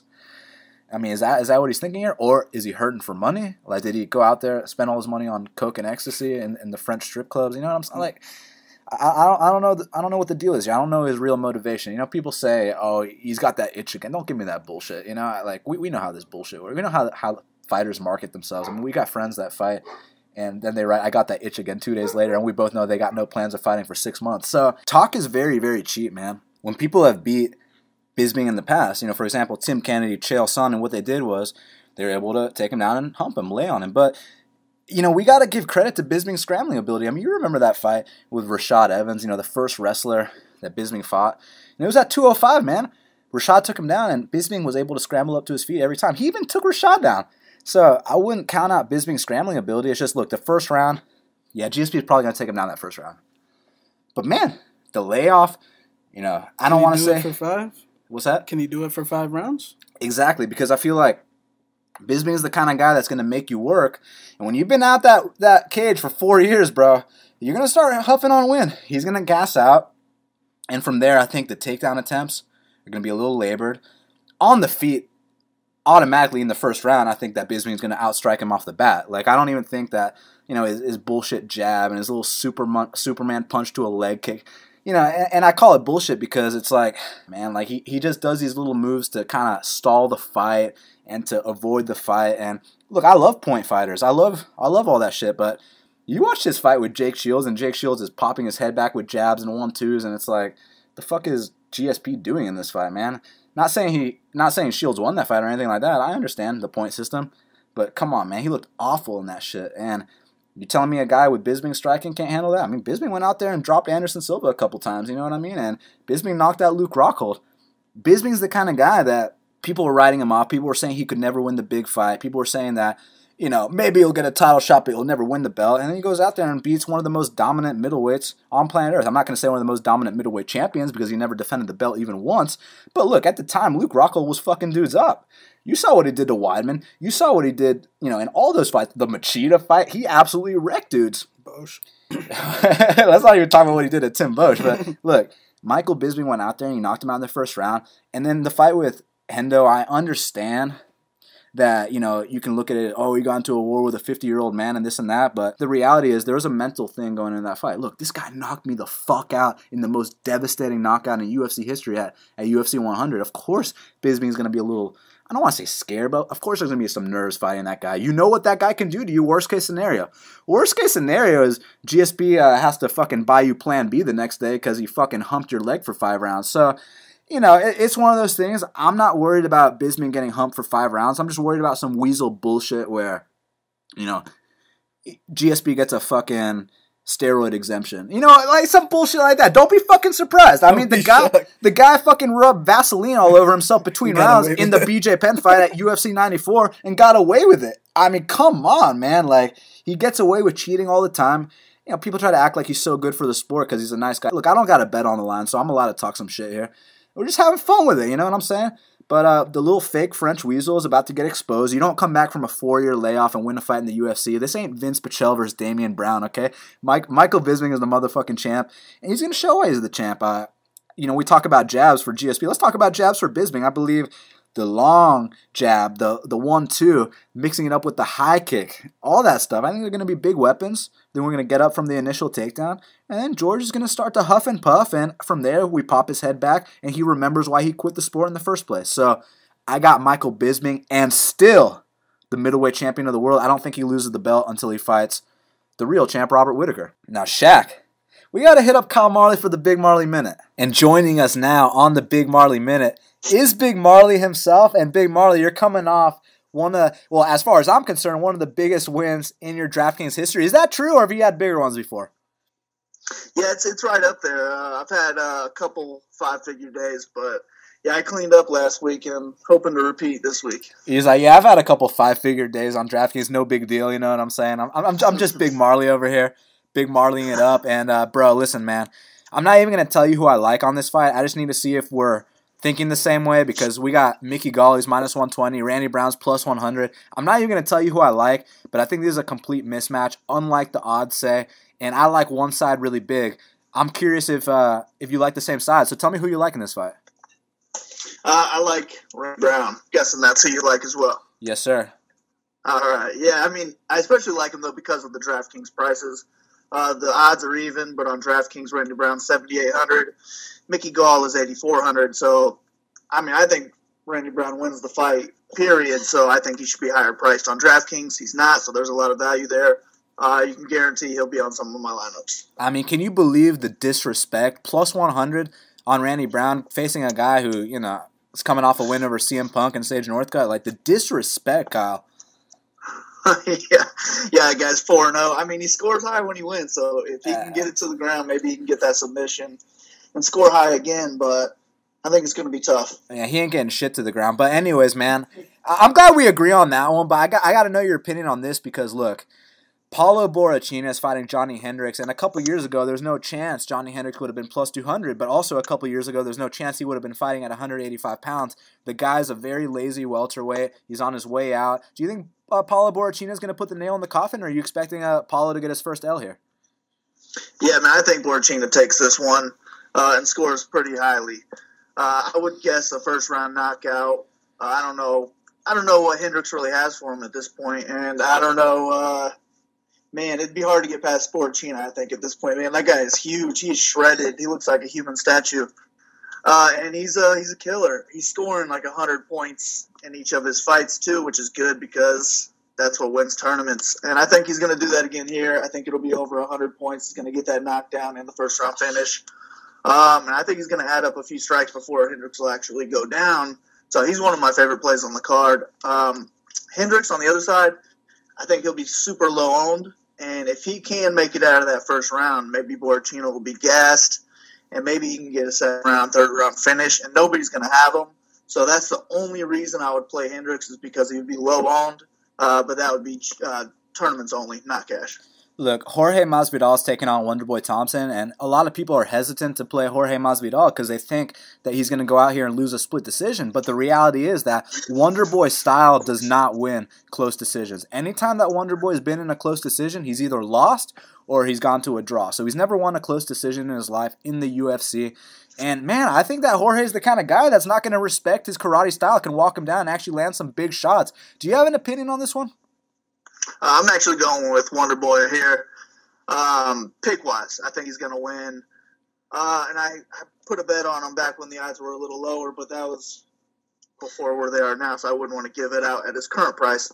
But the thing is, man, he just doesn't – he's not active enough for me in DraftKings, so I don't know if I would pick him in DraftKings.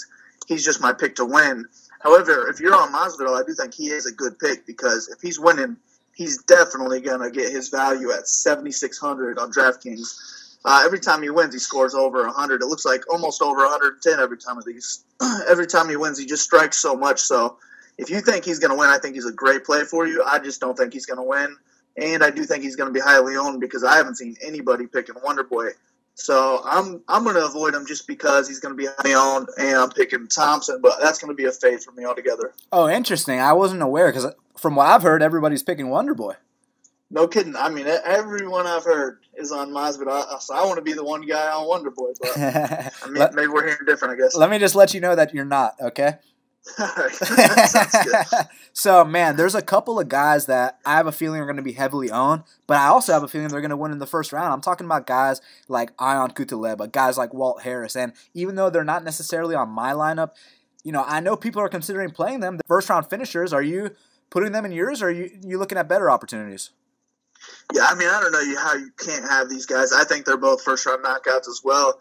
The problem is there's so many good plays at the top where you kind of have to pick and choose unless you're making multiple lineups. And I am a multiple lineup kind of guy. This is a big card, so I'll probably have quite a few this week.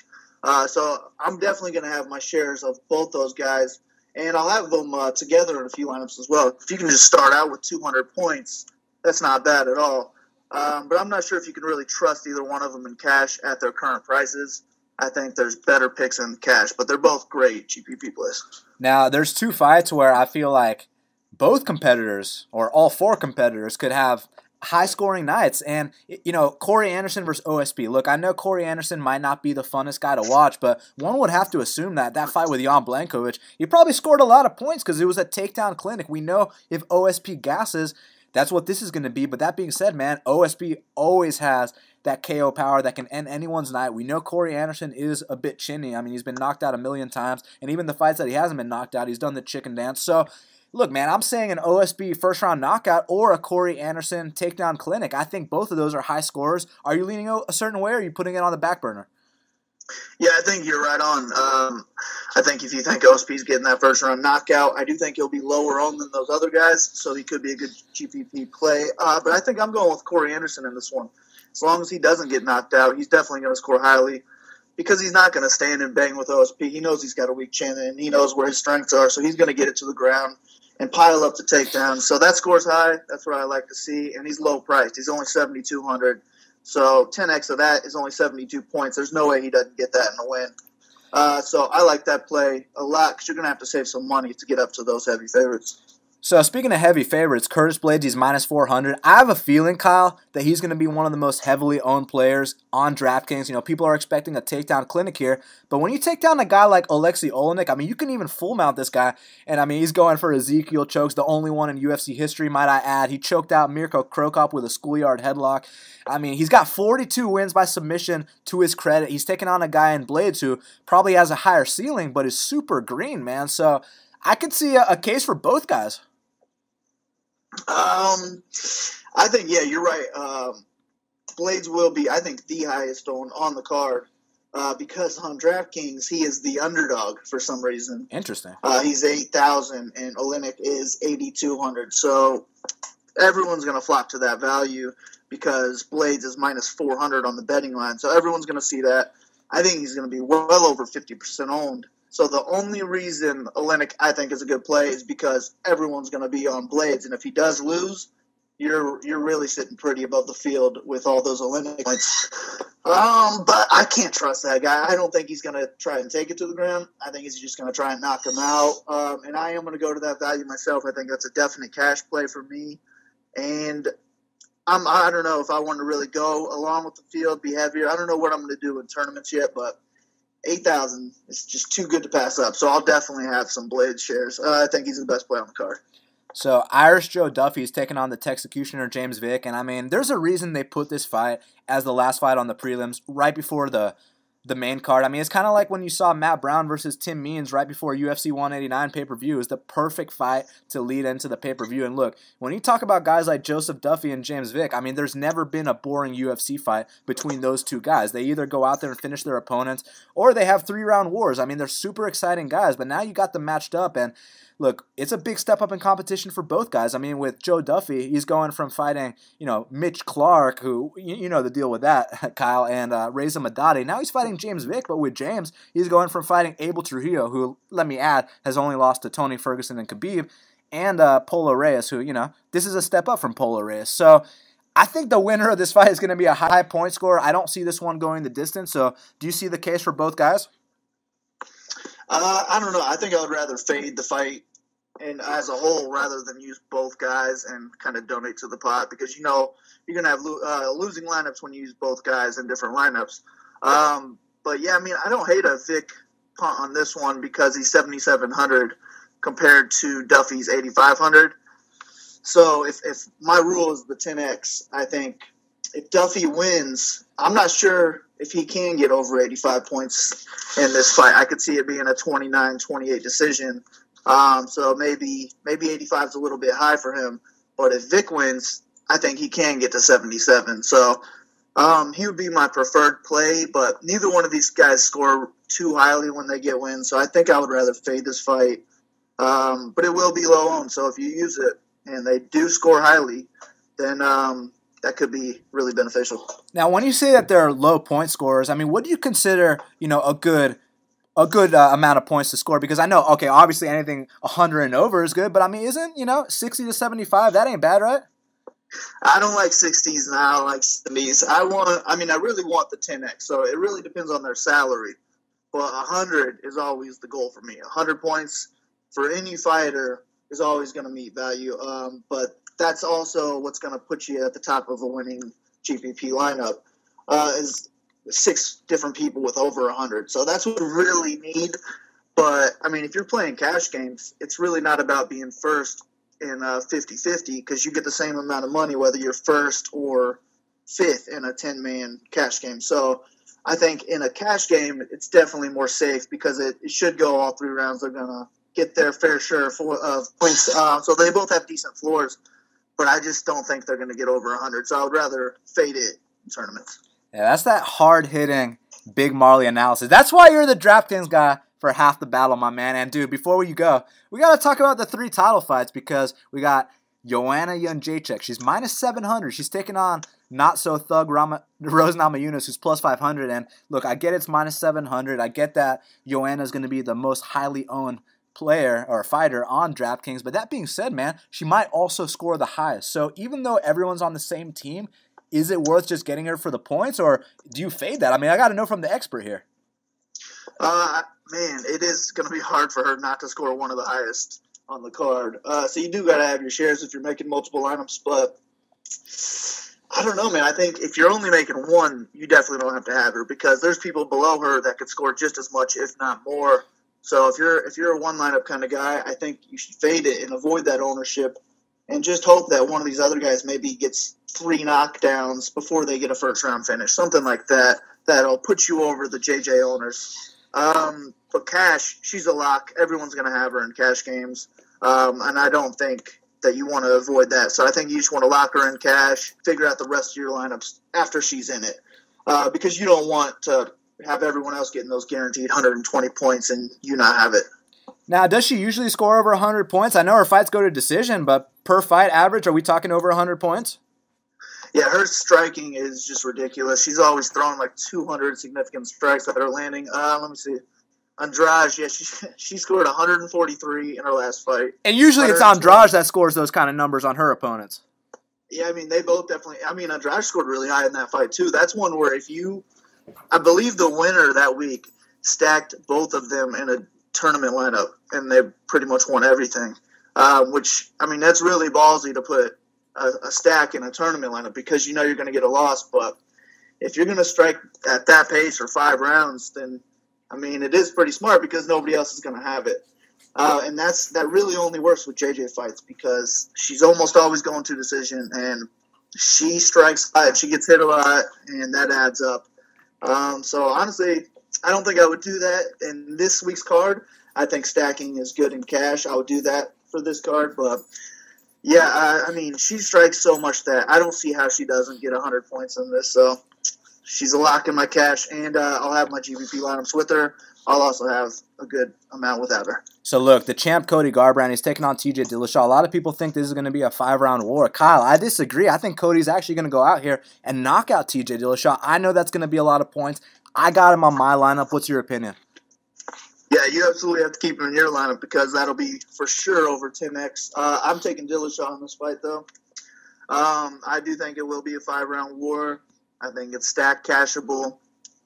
Cash stackable. And with Dillashaw, man, at 7,900, if he wins, there's just no way he doesn't pay that off. So that's why I like him in this fight. I think the takedowns will be there every now and then. I think the stand-up is going to be really fun. But I do see it being a really close decision. So right now, I think I am stacking this fight in cash. I don't know if that'll stick or not. But I think that they'll both score high enough where it'll work out for you in cash games. But my pick is Dillashaw. I will have my fair share of Cody lineups as well, though, because, like you said, man, he could get the knockout. So, look, this main event, we know with GSP. Now, firstly, before we talk about the fight, was GSP even fighting back when DraftKings was first around? No, he wasn't, but they do have stats because fight metric stats, and they're impressive. So, look, we know if GSP wins this fight, takedown clinic, he's going to hump his leg, but we know those takedowns score a lot of points. And, look, it could be a high point score. But that being said, man, 4 years outside the octagon, new drug testing, he's going up a weight class. Firstly, was Bisping a high point scorer against Anderson Silva, Luke Rockhold, and Dan Hendo? Let me check his. I think so. I mean, him over Henderson actually put me in that DraftKings live final at Madison Square Garden. So I will never forget that one. But he scored 90 points against Henderson, 121 over Rockhold, 94 over Silva. So, yeah, I mean, he's scoring high. And if he wins this, he's going to score high again. And he's only priced at 8,100. They're both 8,100. And the line is pretty even as well. So this goes right along with it. I think it's either a Bisping knockout or a GSP decision in my mind, honestly. So either one will pay off value with a win. It's just who is going to win. That's what you got to make mind on. But GSP, his name alone is going to gain a lot of ownership. So Bisping might be the smarter play. Well, Kyle, you correct me if I'm wrong, but you said that he scored more points against Hendo than he did against Silva? What did I say? 90 on Hendo, 94 on Silva. Oh, okay, good. Yeah, I'm glad I misheard that because I was about to say he knocked down Silva, so I'm kind of surprised. But yep, that makes sense. That makes sense. If he didn't get that knockdown, it wouldn't have been as much. No, definitely. But GSP, man, they have stats for when he was fighting and when he fought Hardy. He had 198 draft points. What's the most you've ever seen, by the way? 11 takedowns and 26 advances. Is that the most you've ever seen? Yeah, oh yeah. That's like, I think 177 is from, I believe, DJ or Tim Elliott was the most I've ever seen. But yeah, so that's beating it by at least 22 points. That's insane, 198. And then he also had 187 against Fitch. So he used to rack up points, man. He would have been a lock back in the day. Yeah, too bad he's got new doctors these days. But look, Kyle, man, thank you so much for the hard-hitting advice as always, man. I mean, glad to see you killing it. Follow this man at Big Marley 3. Kyle, you got any message for the fans before we talk next week?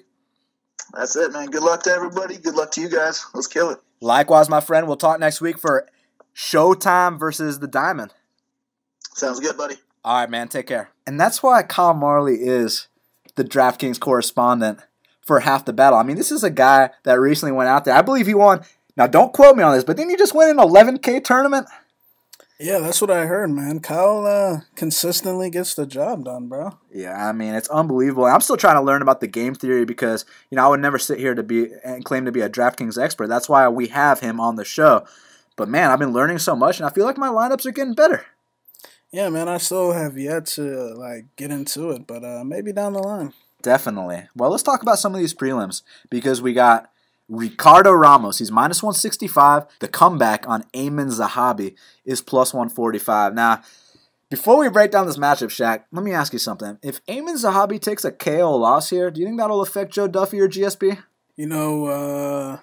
Possibly, Teammates have lost before. Like, you remember when Sergio got knocked out? Oh, God. But I don't even think that would have mattered if he would have won or not. But, possibly, but it could, man. Because, Faraz, that's Faraz's little bro. Then he's got to corner Duffy in a few fights. Then if Duffy loses that, then he's got to corner GSP. So the team morale could be down, but the fighter should never let, those type of things affect them. So I'm going to just say, who cares? And what do you think about the matchup? The matchup, though, man, before the line came out, man, I was actually really high on this Ricardo Ramos guy, and I agree with the minus 165 line because if he was the dog, I probably would have bet it, man. I feel like he's got the higher ceiling of the two, and the one thing I like is that he's already tasted that defeat. He's already, been embarrassed on TV before, and Zahabi hasn't. And, Ramos, he's this young kid. I see him getting in work with Cody Garbrandt and Elkins and the guys at Team Alpha Male. And another thing I like, he's from Brazil, but he's already had experience fighting in the States. This ain't like all of his fights are in Brazil. He's fought in the States plenty of times. And I feel like, he had the tougher debut fight. I mean, this guy was in there with Tanaka, a guy who beat Joe Soto, you know what I'm saying? And he had some hairy moments. He came out there, dropped him in that first round, and those next two rounds were a straight grind, and he didn't break, and he got that decision nod. And he barely got touched, Yeah, exactly. And he showed me he has the style to win a decision. And, I like Zahabi as well. I saw his debut, tough guy. He's got that different type of style where he likes to, balls to the wall. keep his left hand down like that boxing stance, but he comes forward like a motherfucker, and he likes to get in your face, and he likes to get ugly with it, and which is a good style to win decisions as well. But sometimes when you fight like that, you get countered, and I feel like Ramos is that type of guy. I saw Zahabi get taken down 2 or 3 times against Vieira or whatever his name is, and I'm not saying that I don't think Ramos is going to take him down, but I feel like that longer body frame when they get tied up with those shorter, stockier type guys, not saying that he's stocky or anything, but the long body frames end up muscling him down every single time I see. So like a Jeremy Kennedy, for example, or I could think of more, but Kennedy's the first guy when I think about. So I'm gonna take Ramos, Qatar. You know what I'm saying? I'm gonna take Ramos here by 30-27 on 2 cards, 29-28 in a good fight. But I think Ramos will get the job done, and Zahabi will take that first loss. Look, it's a great matchup between 2 prospects. I was going to say undefeated prospects, but like you mentioned already, Shaq, Ricardo Ramos has already taken his first L. I'm very happy about that because we're always, hesitant to bet undefeated fighters because we know that first L is around the corner, which it is for Zahabi in this case. But Ramos already took his. It was very embarrassing on national television. But hey, since that point, he rebounded. Now he's in the UFC. Now what people want to talk about is his gas tank. Here's what I want to talk about. Let's talk about the fact that he made his UFC debut against a guy way more experienced than him. He comes out here, drops him in the first round, and exerts everything he had to try to finish him, and then he gassed out. Okay, so we find out a lot about a fighter when he's gassed out. Is he going to quit? Is he going to look for the door? He arguably went out there and won the next 2 rounds, man. You know what I'm saying? I was like, okay, and he barely took any damage either. Those are the kind of qualities I like, and he's just a kid, so that means he's going to get better every single fight.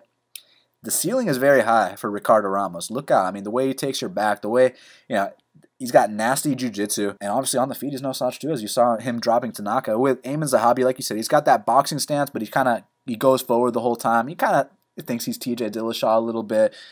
He's going to get caught by something, either this fight or next fight, because he's very open, and he's not athletic enough to have that bull rushing style. It'll work against, a post-USADA Reginaldo Vieira, but I'm not convinced that's going to work here against Ricardo Ramos. I'm going to take Ramos for the victory, man. I don't know if it's going to be a decision. I think he's going to drop him and tap him out. That's what I think. So I'm going to go with Ricardo Ramos. Now, next up in the heavyweight division, we got Curtis Razor Blaydes. He's minus 400, Shaq. The comeback on Aleksei Oleinik, the boa constrictor, is plus 325. Now, I believe, don't quote me on this, but I believe Aleksei has 42 wins by submission. Is he going to make it 43 here, Shaq? Submission, knockout, whatever it is, man. Curtis Blaydes' last fight against Oleinik was, man, I don't even know what to say. It was very lackluster. Even though he got the job done, he... Barely. It was actually a fairly close fight. Oleinik's just... I don't know if he couldn't take his meldonium or I don't know what it was. But Oleinik, we know the deal. I cashed on Oleinik against Aleksei. It's actually funny just because Aleksei was coming off that rejected knee surgery. And I just felt like it was a good spot. And but Blaydes, man, I don't want to put too much stock into the Oleinik fight because he's a young kid. Maybe he just showed up flat.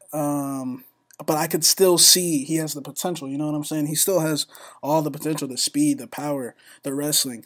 He has all the potential. Even though he couldn't even take Oleinik down, I still think he has the potential. So I didn't want to take, but plus 325 next to Aleksei Oleinik's name. I mean, the disrespect. I mean, the guy's so comfortable in the cage. He's comfortable when he's hurt. We've seen him hurt. Travis Brown touched him up early, and that's how all his fights go. He gets touched up early, and then I remember I bet this guy plus 335 against Jared Roshaw back in the day, and it looked like Roshaw was hurting him, and then out of nowhere, big left hook, out cold. And I think the same thing's going to happen here. I think Blaydes has a bright future.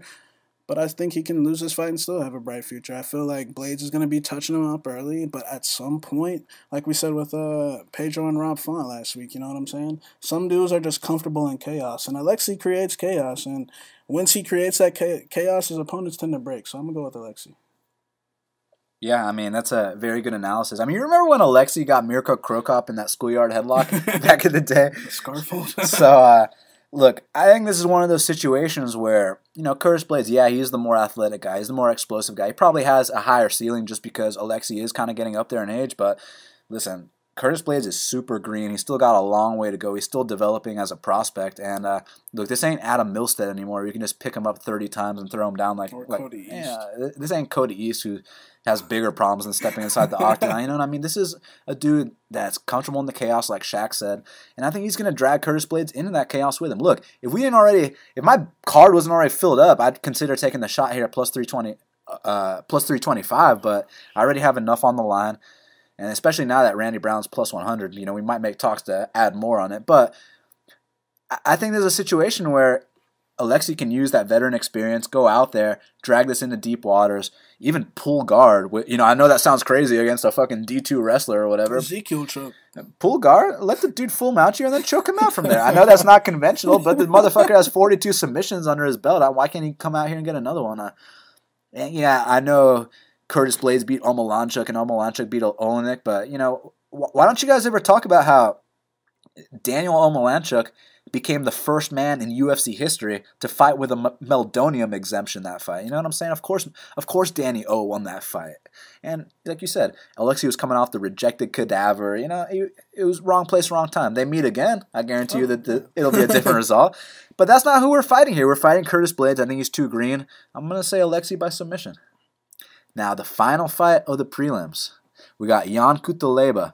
He's minus 550. The comeback on Michal Aleksejczyk is plus 425. Now, it's interesting because we watched the tape on Michal Aleksejczyk, and look, he's one of these guys that Okay, he's like two different guys in there. The first minute of the fight, the dude looks like absolute shit. You might drop him a couple times. You're like, man, how the fuck did this guy get called to the UFC? But after that first minute, he locks in, and then he becomes a very dangerous guy, and he hits people with those hands, and they go down, man. So it's one of those situations where I could totally see Jan Cutelaba coming out here and actually putting him out early. I could see him like a 22-second knockout like he did to Luis Henrique or Frankenstein de Silva, that guy.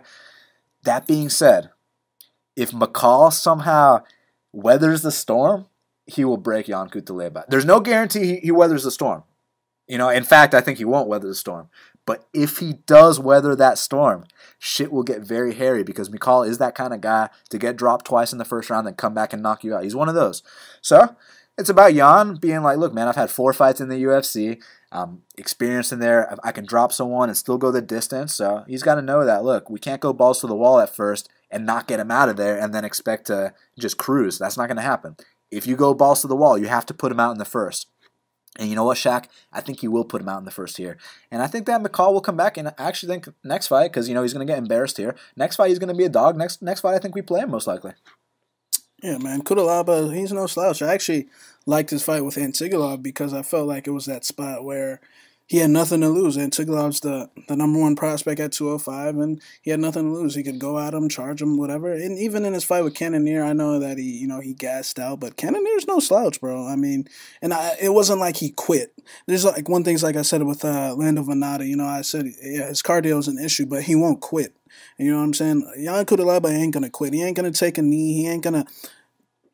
His nose ain't gonna break, and he ain't just gonna, you know, be out of there. He's gonna fight no matter what. And you know, this kid, Michal, or this Polish guy, you know, same thing like you said. He likes to get tagged early, and I think Jan should come out here and put it out. But I wouldn't put it past that if it did that Michel's gonna break him. This is a whole different level of fighting now. This ain't the Poles you've been fighting in KSW or wherever you've been fighting. You know what I'm saying? Jan Cutelaba, he's been in there with Cannonier. He's been in there with Misha Serkinov. He's been in there with Frankenstein de Silva. He's seen a different level of fighting. And even if this fight hits the second and third round, I ain't convinced that Michel's going to break him. So I'm going to go with Cutelaba. I'm going to say second round TKO. Well, Shaq, we got to talk about the fight to watch and the fighter to watch. So, Shaq, what is the fight to watch for UFC 217? The fight to watch is the fight that, you know, you handicappers are disrespecting. It's Mickey Gall versus Randy Brown. In my opinion, I see a one-sided bludgeoning. I see an easy contest on the feet. I see a wipeout on the feet. I don't see him taking us down at all. I think that's the fight to watch. Let's see what Mickey's really got. Let's see what he's really got. Because now this is his first real fight. I understand Sage is his first real pro debut, but this is his first real fight. And I'm looking forward to seeing a man break. Oh, it's going to be unbelievable. And I mean, now, you know, the line changed as we're recording this podcast. You know, when we broke down the fight about an hour ago, it was -110. Now it's +100 Randy Brown. The disrespect is just on a completely different level. So that's definitely one of the fights to watch. I will be tuning in. For me, the fight to watch is Joseph Duffy versus James Vick. Look, tell me one time that there's been a boring James Vick fight. Tell me one time that there's been a boring Joe Duffy fight. It just doesn't happen like that. These guys come to fight every single time. Now, real quick, I know there's been some boring Joe Duffy fights in Cage Warriors, but we won't talk about that right now. Let's talk about in the UFC. Every single time it's been fireworks, and this is going to be no exception. These two are going to come out here. They're going to stand and bang until one guy falls, or until one guy eats a flying knee and dives in for a takedown and gets choked out. So it's going to be very intriguing. That is my fight to watch. Now, Shaq, who is your fighter to watch for UFC 217? My fighter to watch is going to be Jorge Masvidal. I mean, this guy seems like he's been so close to breaking through that door, and he's had opportunity after opportunity, and he just seems like, you know, the Cerrone fight, he took care of that opportunity, but the Maia fight, you know, Maia's just a way better grappler than him. You know what I'm saying? So this is his chance to, you know, skip his teammate, his best friend Colby's stock. This is his chance to, you know, creep past RDA and Robbie, that winner, you know, because Dana did say the winner of that fight's getting a title shot, and, you know, Colby's convinced he's getting it. So this is George's chance to skip both of those fights and, you know, put himself in that title shot with Willie, man. And I feel like Willie's a good fight for him. This is his chance, man. This is bigger than the Cerrone fight. This is bigger than the Maia fight. You got the opportunity to go in here and break Stephen Wonderboy Thompson. Yeah, and if Jorge is able to do that, we might be looking at a new #1 contender in the UFC welterweight division. For me, the fighter to watch is Cody Garbrandt. I mean, look, this is only his first UFC title defense, but if he can go out here and defeat TJ Dillashaw. I mean, we're looking at a guy with wins over Dominic Cruz, Tomas Almeida, TJ Dillashaw. We could be looking at the very next dominant UFC champion in Cody Garbrandt, and if he beats TJ Dillashaw, the line is going to get very smaller for the people that have a chance to beat this guy currently, in current form. Obviously, everyone eventually has to lose, but the way he's looking right now, he's looking unstoppable. Cody Garbrandt is your fighter to watch. Well, Shaq, we did it. It's going down this Saturday, UFC 217. Man, we put our balls on the line for this one. I cannot wait, especially for Touch and Go. He's about to take care of biz, and they can follow you at MMA Genius 05. Any message for them before we go? Oh man, just tune in 8 o'clock, opening up those prelims. Randy Brown, Mickey Gall live on FS1, and be ready to watch a one-sided ass whooping. I'm very excited about that. Make sure you follow me on Twitter at BestFightPicks. Go to bestfightpicks.com for the plays. Subscribe to Half the Battle on iTunes, SoundCloud, YouTube, and Stitcher. Make sure you hook up those 5-star reviews on iTunes, trying to hit that top 15. So until the next time, let's cash these bets. It's time, let's cash these bets. It's time, let's cash these bets. It's time, let's cash these bets. It's time, let's cash these bets. It's time, let's cash these bets.